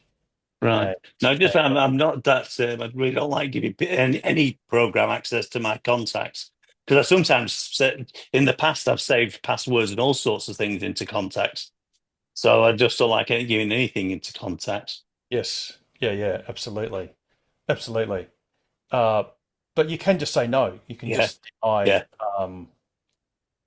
permission, but you can still absolutely copy your referral code into your clipboard and then paste that into any application you wish. Right. Oh, that's good. That's great. I didn't realize you could do that. Yeah, absolutely. Yeah. So, and just out of interest. Oh, sorry. Yeah. 2 seconds, Nigel. Yeah, no worries. And for anyone who is watching this video or is here tonight, but probably more likely watching the video, if you are short of a referral code, if you don't have a friend that you know that owns a Tesla, what you can do is just go to tokwa.org.au, so that's the club's website, and you can click on our menu item that is a random referral. And what that is financial members have an opt-in to include, they have to enter their referral code and then tick a little box that says that you're participating in that program. And then by clicking on the link on the web page, anyone at all throughout the world can use someone's referral code, and that code is presented to them each time they reload the page, and it's done so randomly. So it's a random referral generator. And we've actually had some feedback from a few club members that have been quite pleasantly surprised, whereby they've earned 1 or 2 referrals for doing literally nothing because they didn't even know that that was happening until they received the benefit. So that is one tangible benefit of being a financial club member. And it's also great for new purchasers if they just literally don't happen to know someone, a friend or a member of the family that already has a Tesla and therefore has an account. But if you do have a Tesla, you can absolutely, and you should, refer yourself and obviously friends and family. Yeah. Now, if you refer yourself, though, you'll get $350, but you won't get the 150 as well, will you? Don't know, to be honest. I guess we'll find out when I order my yeah. Because it used to occur because at least that way someone else is getting 150 and I'm getting 350. That's right. That's right. Yes. I think that's the benefit of that. I think if you refer yourself, you get the 350, but I don't think that 150 is gone. Yeah. And since I have a wife that has a separate Tesla account, perhaps I'll be using her referral code, hey? Which is permitted. That's a good one. Which is fully permitted. Nigel, you've been waiting patiently or not? Oh, not. Yeah, mine just whinge about my Powerwall. To date, I think the last time we spoke, I was waiting for Western Power to do their thing on the meter. So basically what they did was come out and modify my existing meter because I didn't need to replace it. And then they, when it was replaced was just basically before the installer had their shutdown. So the following day, when I fired it up for the first time, well, it was basically dumping the battery to the grid, and the solar was going somewhere that wasn't in my house.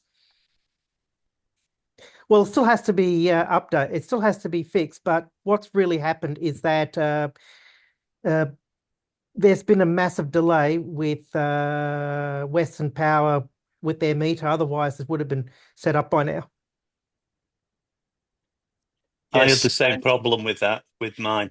With my Powerwall, is it took a couple of weeks for the Western Power eventually to connect it all up. Yeah.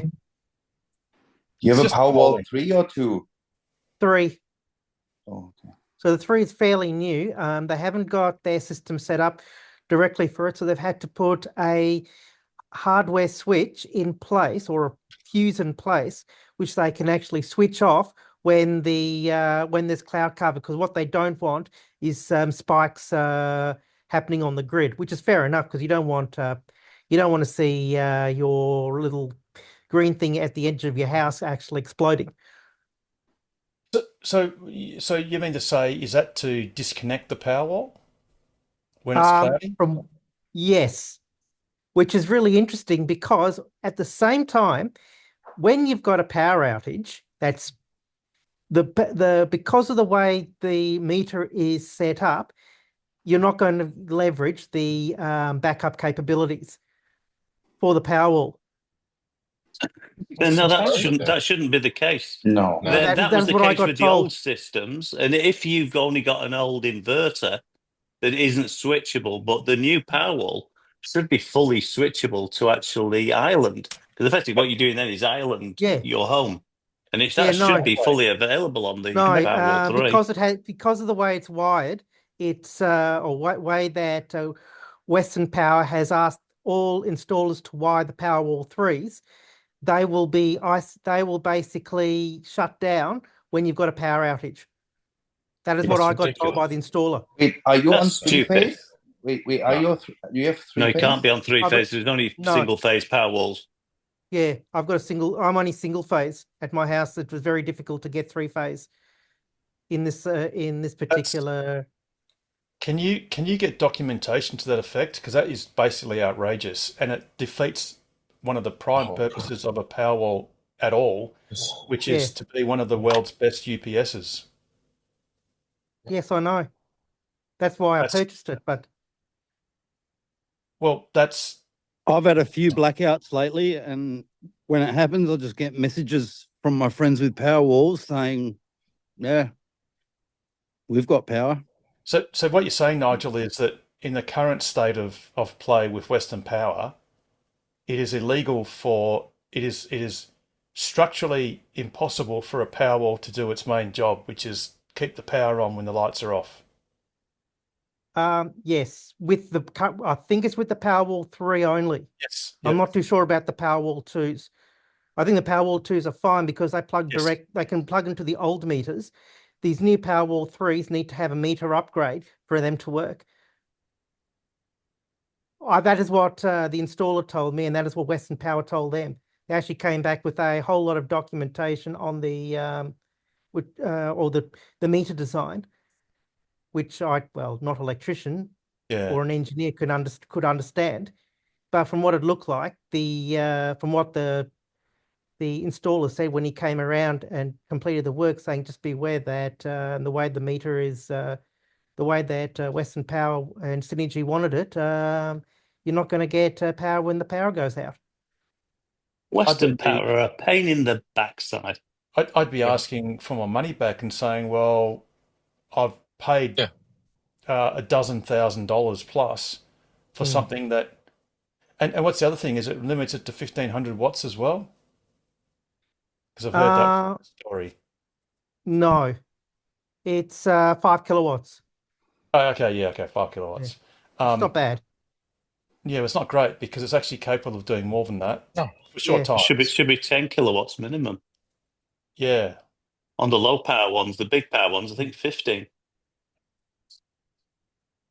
But Yeah, there I'd- should be I'd- but I'd be asking- did you I'd- forget I'd the be- gateway? You guys, I mean, seriously, it shouldn't be the meter that is the thing. It's like it's the gateway that disconnects, it islands the thing, right? It's not the meter. The meter is Yes. just measuring what goes in and out, Yeah, and you're not allowed to I- export more than 5 kilowatts. Fine, okay. Yeah, I You believe. can software lock that. Yeah, I believe the new gateways are not the new gateways that I've got. Well, my gateway that I've got may be a dumb gateway because I know that the Powerwall 2s had the smart gateway, which actually could do that. Yep. Because the Powerwall 3 is a heavily integrated device, there's a lot of integration in the Powerwall to allow it to do a lot of those functions. However, I think the way that Synergy and Western Power have designed that particular circuit is to basically just isolate it. It's just the simplest thing they could do. We're the only state that has this issue. All the Yeah, other I know. states are fine. It's just Western Australia. So it's something about Western Power have got their heads stuffed up where they shouldn't I would stuff it. I would tend to say that it's all about the infrastructure, and the infrastructure is quite old. It has nothing to do with the infrastructure. No. Because we're on the Powerwall. It's we also Western have Power. all this. If you can Yeah. switch, if you can do it with the Powerwall 2, which I know I can with mine, the only thing that's stopping me is I've got a very old inverter, and I didn't want to upgrade it yet.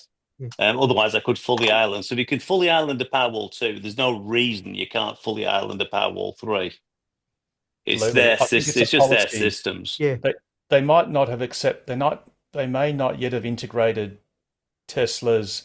See, for example, with solar inverters, there is a internet protocol, and when all solar installers install a solar inverter, they must effectively download like a PDF that proves that that inverter is connected to the internet and connected to whatever the appropriate server is, that I guess it's Western Power on behalf of AEMO can then moderate the output of that inverter to control it in times when they need to shut it, to reduce its output or shut it off.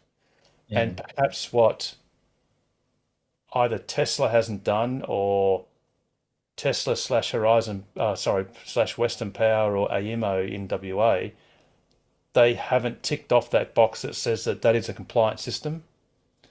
And therefore what they've gone is, oh, well, it can't be smartly controlled, so we'll have a dumb control, which is a it's a DRED, demand response enabling device, and the simplest form of it. There are DREDs that have a couple of relays where they have different levels of abating power, or you can actually do a DRED in reverse, whereby it enhances the consumption of power, or reduces the production of power. But one of the simplest DRED devices is literally a dry contact relay that just says turn off. And it sounds like that's what they're doing. They're saying, Yeah. if we want most of the solar inverters or whatever that might potentially feed power into the grid, if we want them to reduce power, we'll do that through the internet. If they consider them to be dumb devices, which obviously they've classified the Powerwall 3 as technically being dumb, they then just turn it off and go, that's the simplest way, is we'll just turn it off. And that's probably how they've insisted that they be installed until they are made to comply, or until the paperwork or whatever it is has been done properly. And then I surmise that the installer will then have to go back and redo that section of the installation. Yeah. Yeah, maybe it's that Tesla's meter in the gateway hasn't been certified yet for approval in Western Australia, because perhaps that's a separate process to the rest of the states. It's outrageous. Yeah. But yeah, I'd love to go to Tesla and go, actually, I'd like my money back, please, because you've only given me half the product. Yeah. Well, I would tend to say I'd like a reimbursement from Western Power for crippling the product. Or whatever, yeah. If you can get documentation, if you can actually, what would be awesome is if you could ask the installer if they could refer you to the document that says what they're compelled to do. That would be really interesting to read, because we'd almost do a special show about it. It'll be worth it to highlight the inequity and the fact that the regulators, and Western Power in particular, which is the fattest of fat cats, they are a structural monopoly, and they can always hide behind this. They can trot out this mantra of, oh, we need to be sure that anything that's connected to our network is safe. And they'll always hide behind that when they delay installations or delay implementations of anything. Because all these rules about limitations of inverters, limitation of solar panels on a house, all that sort of guff. I know someone, a friend of mine, who has an informal installation that has dozens, more than 24 kilowatts of panels and 20 kilowatts of inverters, and they never put in a scintilla to the grid. Nothing. And almost all year, the house absorbs nothing from the grid, and only in the depths of winter, between 9 and 3, will it pull a little bit of power to charge batteries, and all the rest of the year it doesn't touch the grid. Doesn't absorb or give anything to the grid. And it wouldn't matter if it was a 100 kilowatt installation. The electronics can do that. It's not hard. Oh. It's getting a very ranty session. But yeah, no, Nigel, that'd be awesome. If you can please, look, if you can ask them if whoever it is installing it can get you like the technical documentation that they're compelled to do, that would be super interesting. That would be super interesting. And that would be a lobbying point for Minister Whitby, who is coincidentally the Minister for Energy, to say, look, you need to fix this because you're inhibiting the uptake of very useful technology. I mean, what's better? It saves Synergy a lot of money, or Western Power, or is it Synergy? Because if you have a power outage, if it lasts more than a few hours, they've got to pay a couple of $100 per day for the contents of your fridge or whatever it is. So, you know, 12 hours. Or 12 hours. So it's in the interest of these instrumentalities to lubricate the regulations to make all of this stuff possible and usable.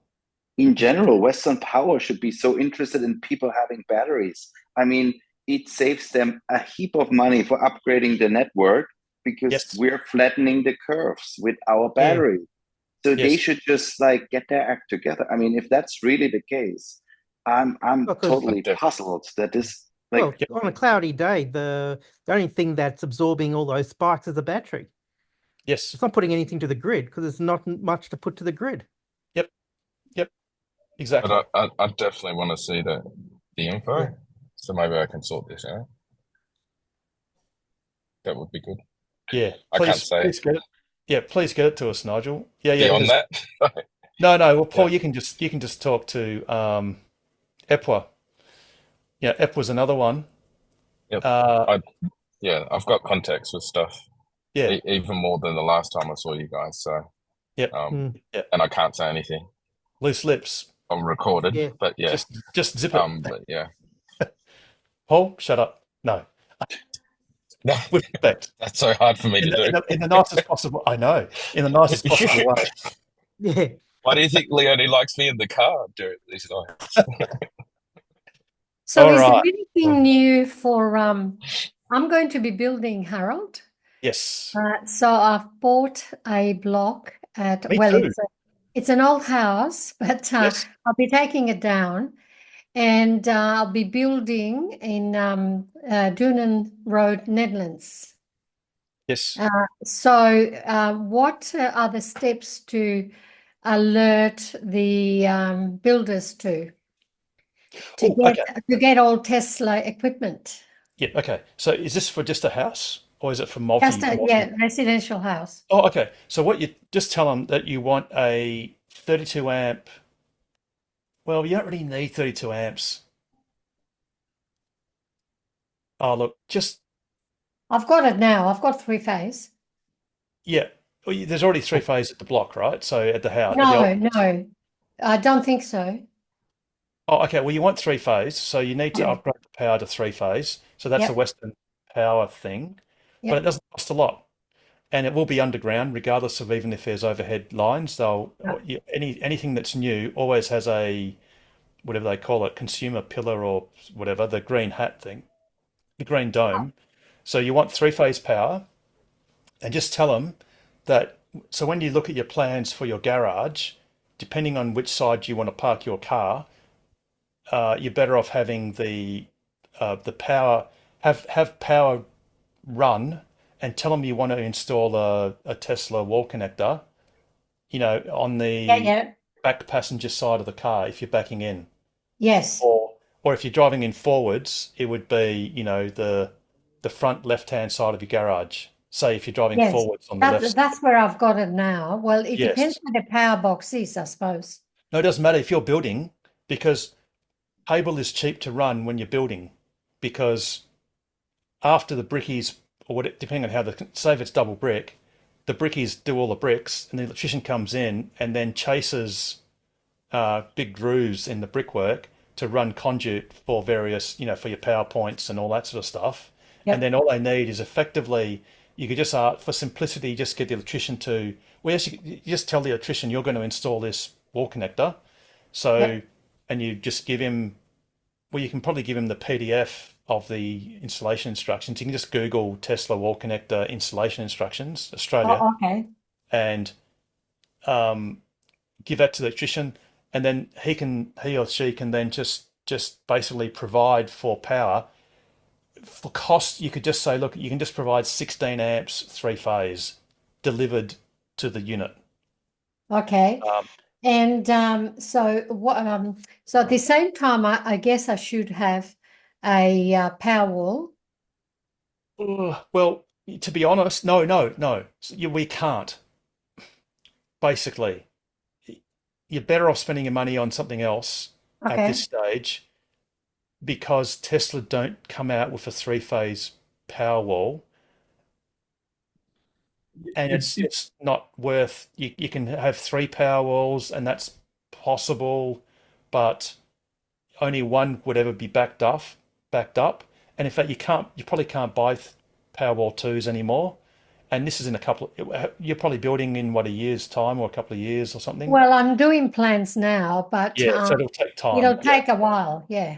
Yeah, so to be brutally honest, and as a Tesla shareholder, I'd love to say, yeah, just go for it and buy Powerwalls.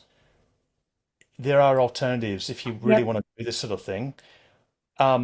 You're actually better off getting solar before you get battery storage. You'll get I intend to have solar, yes. solar. And if you're getting solar, if it's on a new build, get them to pre-wire it. It's much cheaper than having to do the wiring, the conduits from the roof down to the inverter afterwards. And make sure you've got enough poles in your switchboard. If you wanted proper monitoring, that itself, if it's a 3-phase house, that could take up, 3-6 poles.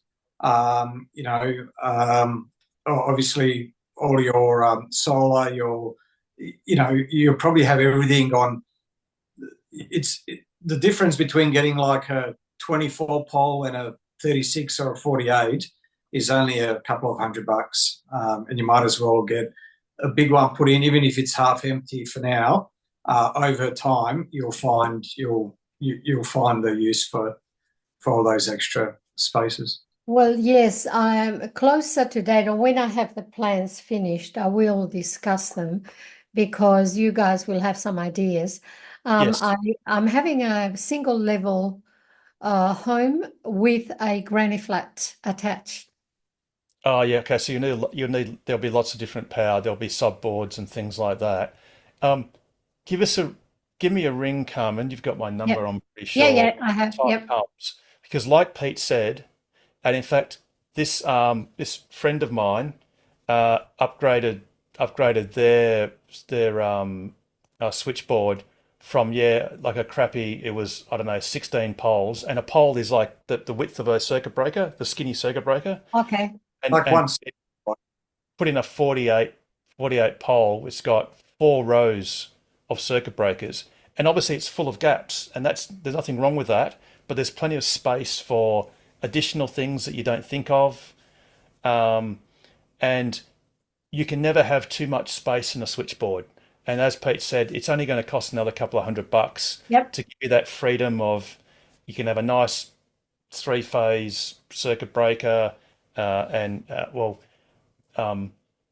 circuit breaker with a RCD built in. Yep. But if you get it all done pre-wired, then the installation's a lot cheaper. Yes. And yes, you absolutely, technically, look, there's a faint possibility that maybe one of your relatives or friends might have a single phase EV. So my son has. Yep. Right, so it's single phase, is it? So it doesn't do 3-phase. As in, sorry, no, the car. So for example, he's got a Tesla 3 Performance. Okay, so in Tesla land, you can just have, if you're not selfish, if you knew that you would only ever really be likely to charge a Tesla or 2 in your house, then getting the electrician just to run a 16 amp circuit to that outlet is a dedicated one, is a cheapest way, rather than running a 32 amp one, which you will never use unless someone brings an MG4 or something that's got a single phase charger and will pull 32 amps out of that single phase. Yeah, and actually, unlikely. Yeah, it'd be unlikely. And the other thing too is you'd risk popping your main circuit breaker, because on a new build, and it's been for a few years, all new houses, they don't have a dumb main switch anymore like in the old days. The main switch is actually a 32 amp 3-phase circuit breaker by necessity, because, or is it 40 amps? Oh, no, I think it might be 32 amps, because by regulation, Western Power only allocates 32 amps to a standard installation. But having said that, if you're going to upgrade to 3-phase, because the old house doesn't have 3-phase, contact Western Power and ask them how much would it cost for an upgrade in the power connection. Okay. And So what I thought I'd do in the old house, I'm going to take the whole house, everything down. But Yes. at the moment, there is a single car garage, and I was wondering that it's in a convenient spot that I could leave it before I start building. I can't connect No, just well, for you mean leave charging. it. You mean leave it so that you can use it to charge a car or something while they're building or something, or you Yes. leave it permanently. No, just to charge the car while I'm building. Well, you'd have to talk to the builder, because builders, while they're building a place, would do site power, Yep. which is under a different regulation. So you have to discuss with the builder. Perhaps they could then hook up that section of the garage or that carport or whatever as the temporary site power. Yes. Do it that way. But then again, if you get temporary site power, as long as you've got like a 3-phase outlet, you could just then connect something to that or whatever. You'd have to talk to the builder to go, if Yeah. that's is it possible. I Yeah. mean, but then I presume at the end of the build, you then demolish that and then do something. Yes. Yeah, Yes. yeah. Yeah. Carmen, one more thing. Are you building a 2-story or a single No, story? single. Yeah. Okay. No problem. Also, It's just one more thing, Carmen. I don't know if you ever want to upgrade to a luxury German car. Maybe unlikely because this is Tesla community, but some of them, they do allow to charge 3-phase 32 amps. Oh. Yeah, but some Christian, few the ones. problem is you're in unless every other energy consuming appliance in your house is off. If you were to pull 32 amps 3-phase, that is at the top limit of the allocation for your house. And if you were to say boil a kettle, it would pop the circuit breaker immediately and you'd lose power to the whole house. Is But that unless so? that is, Wow. yes, yeah, because all new installations have to have, on a standard energy supply, 3-phase, is 32 amps 3-phase. This is preposterous. We're gonna electrify everything: Yes. aircon, cars, Yes. cooking. Yes. Like, Yeah. how is that Yeah. possible? So a house, Western Power has deemed that the average house needs no more, 3-phase house needs no more than 22 kilowatts total. Oh, And wow. electricians, as part of their load management, they have to do a load assessment of everything in your house, and not everything is assumed to be on at all times. So it's acceptable that the total number of loads well exceeds 22 kilowatts on the presumption that not everything is on at the same time. Like you might have an induction cooktop that briefly can pull 8 kilowatts, but it only does that briefly when you're boiling rapidly boiling a pot of water or whatever, and then when you're Right. simmering something, it all reduces. So there is this load factor that they put into their calculations. But like I said, Carmen, if it happens that the existing house is single phase and you're going to upgrade the power anyway to 3-phase, which is absolutely a no-brainer, then you should definitely then ask the question, how much would it cost to get a greater than 22 kilowatt supply? And the answer will either be depressing, in other words, it costs too much, or you could be pleasantly surprised, in which case if they say, oh, look, it'll cost a couple of $1,000 and you'll get an extra 10 kilowatts by some miracle, then you'd say, yes, please tick that box. And that would be awesome, because then you can charge a single phase car. And if you have friends that come over with, again, like Christian would say, an inferior German EV with inferior charging ability. So are you referring to a Mercedes electric? Yeah, some of them, not all of them. Some BMWs, some Mercedes, and I think some of the French cars. I think the Renaults also, which are not luxury, but they're like, yeah. So some of them allow for AC, basically 32 amps times 3, so it's 22 kilowatt charging, which would effectively give you a fairly fast charge at home. Now the question is, and Harold is right, how often would you really need that? I'll leave that out there. I won't be needing it. No. Yeah, exactly. So I'm just putting it out there. But there are some that do have that. and but I think it looks like most of them settle around like Tesla around Yes. the 11 kilowatt onboard Kilowatt, charge. yeah. Well, I've got one of those now in my present home. So my Carmen, aim there is are to- some. Go on. There are some older Model S's with 2 chargers that can take 22 kilowatts. Right. So Well, yeah, but Pete, actually, the more pressing one is if you've got a friend that's got an MG4 or one of those cheaper cars, Yes. they don't have 3-phase charging. They have single-phase charging and pull 32 amps Yeah. single phase. And the issue there is that then will pop the circuit breaker of your house, because on a 3-phase house, the electrician again is obliged to spread the loads evenly. So on average, if your house is pulling, I don't know, 6 kilowatts, and then you charge a car, there'll be 2 kilowatts on each phase on average. And when you're pulling 7.6 kilowatts on that one phase and another 2 kilowatts, you'll be going over your 32 amp limit. And your circuit breaker will be compelled to pop, and you lose the whole house until you reset the breaker. So, Okay. but definitely carbon, so- it's quite a complex thing. Well, it's not really, it's simple, but there's a lot of different aspects Yeah. to it. Yeah. But yeah, just give me a call. Yeah. And I can pop Once over. once the plans are ready, I'll get you to, or the next time we meet at a pub, Yep. we'll have a look to make sure that it's all set up correctly. Yeah. And- Because and also- eventually I want to have, so I'll have solar panels with an inverter, I'll have the power charger, and then some sort of storage unit. Yes, yep. And look, it depresses me to not be able to recommend Tesla at the moment, but there are a few other manufacturers. Yes. There's some of the Chinese stuff which I'm not really familiar with. I'm familiar with things like Fronius and BYD battery Well, I've storage. got Fronius now. Yep, Yeah. and that works really well. It doesn't really do blackout stuff. That's a little bit more complex and it's a little bit clunky. It turns off the power. You lose power for about 30 seconds Right. before it sort of comes back.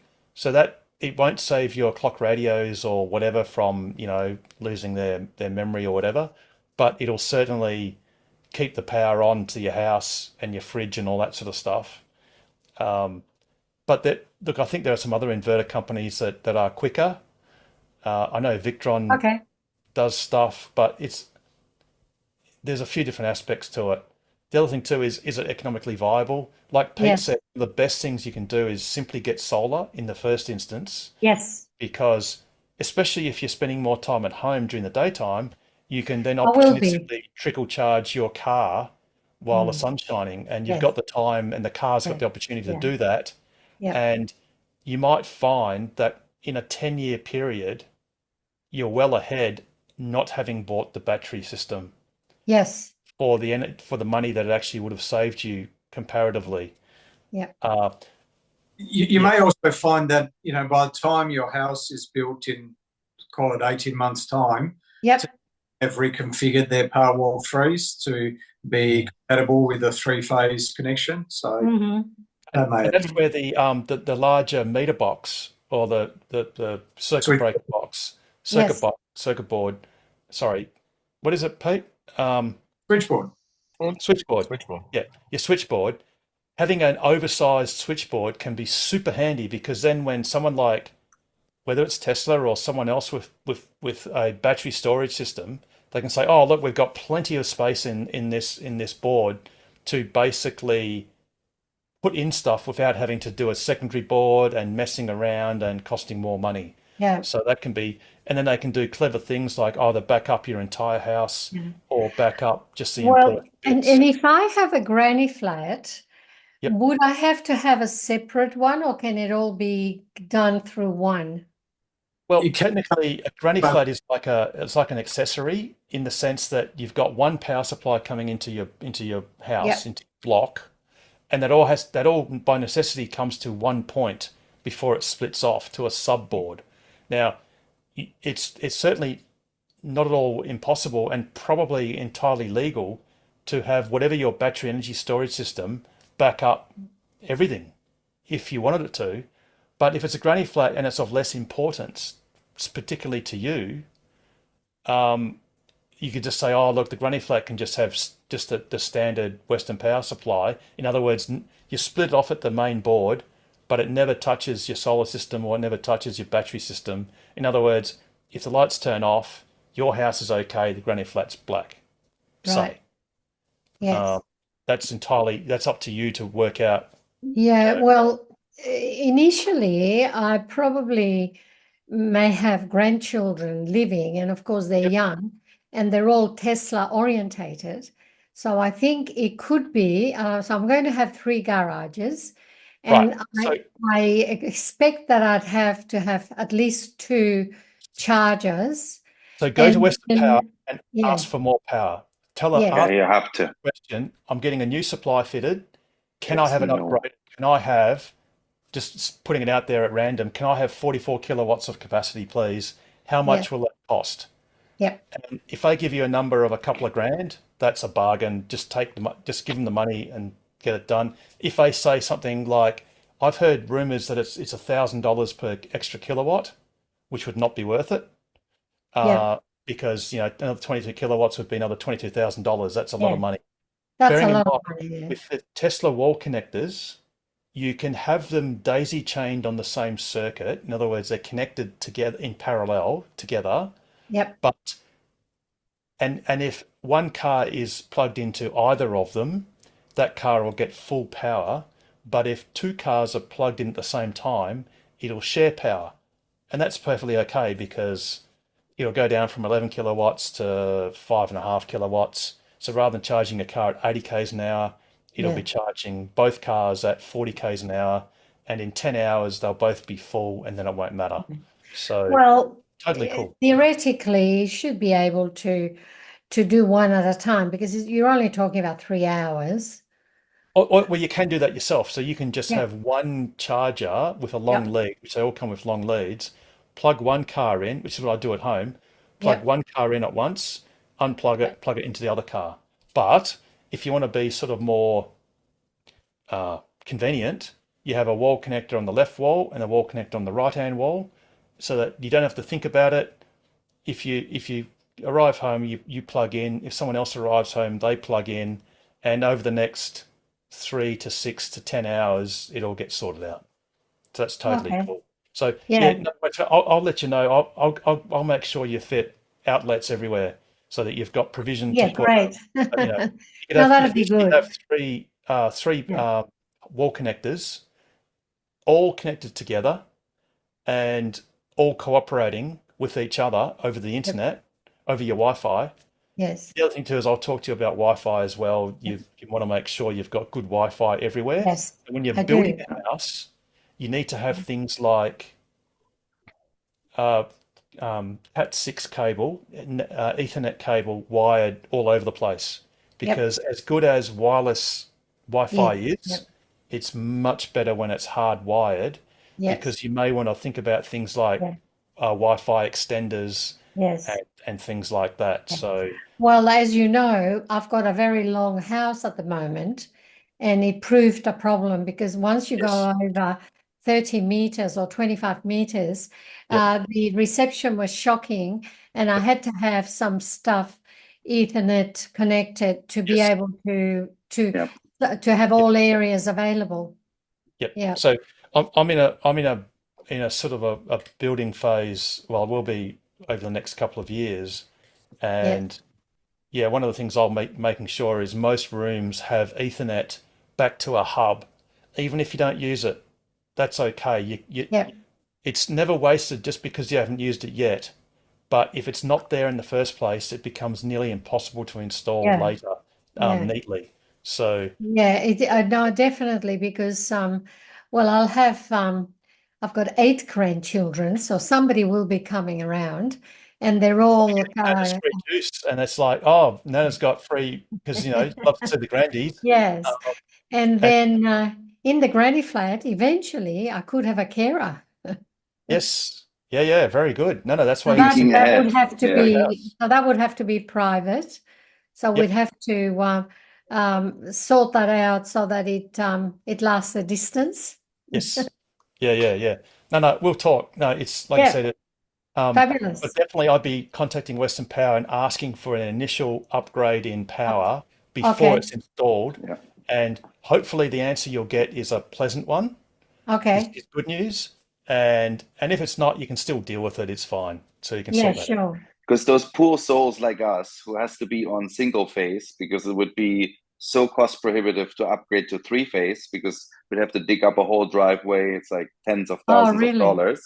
And we are like much more limited in terms of how much we can pull. So we're nowhere near 22 kilowatts. I think I'm close to 14, 15 or something like this. Yep. And then the 63 main amps. fuse goes. Yeah. Yep. So in that case, there's actually another real benefit of having a Powerwall 2 on single phase is when I charge my car and I have the AC running, I mean, I can turn it down, but it's like if things get really heated, the Powerwall chips in. And I've had like a couple of cases where I've been like actually close to 18 kilowatts of usage and nothing trips because that buffers as well. So that I have the Powerwall 2 now since a year exactly, almost to date. It's been marvelous. I cannot say any other thing. And it's actually in the case of our usage where we have one car, we use that massively. We have to charge at night as well as sometimes during the day. We can use the cheap midday saver tariff, and then solar in combination with that Powerwall and the midday saver tariff. Everything together, we're saving about over $4,000 a year.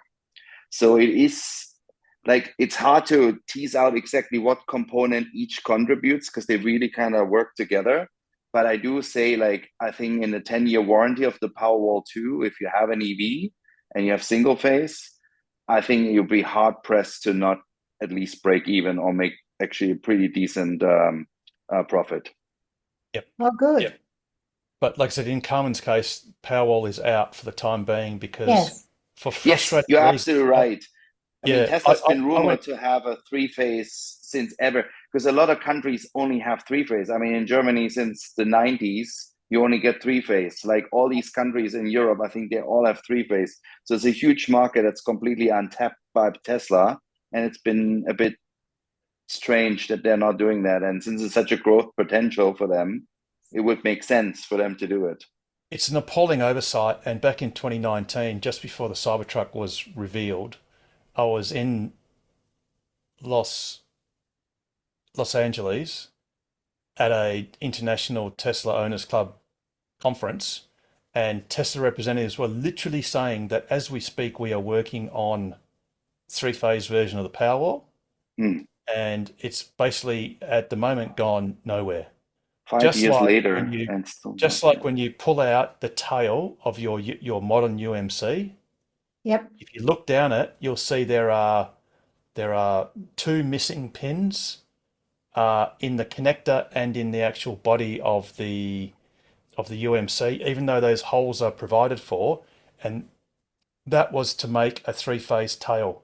But Tesla, in their lack of wisdom, somehow to cut costs, have said, no, let's just ditch having a 3-phase version of the UMC, which is what the old original UMCs used to be, 3-phase. They could do 32 amps single phase, and they could do 16 amps 3-phase.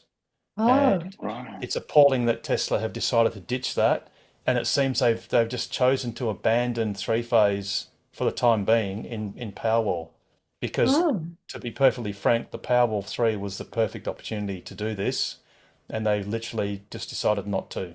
So it'll probably, for you, Carmen, if you want to do battery systems, it'll probably be a different brand altogether. yes. Yeah. And which is that's fine. Yeah, it is yeah, fine. it's But totally yeah, cool. All right, we're getting on a little bit. We've gone past our 2 hours, and we should, for discipline reasons, maintain roughly a 2-hour show. So, are there any last questions, perhaps until next week's show? Anything pressing right now, or I might ask Pete how we might wrap this up. So, any lasties? No? Okay, all right. So, Pete, how would you take out an awesome show like this as if we didn't already know? As always, stay safe, stay sustainable, Happy New Year, and stay ahead of the curve. And a Happy New Year to you too, Pete. Yes. everyone else. And the best way to do that and celebrate the new year is buy a Tesla. Join TOCWA and ask us anything about accelerating the world's transition to sustainable energy. Really look forward to seeing you all on next week's episode of Ask Us Anything. You won't be. Remember? I will be. No, I'll be back next week, the one after. So, and little spoiler alert. Hopefully by Wednesday, the news item might be. There's a rumor that the Minister for Energy might be declaring the WAV network complete, but let's chew that cud next Wednesday. On that sneaky note, good night, everyone. Good night. Thank you. Peace.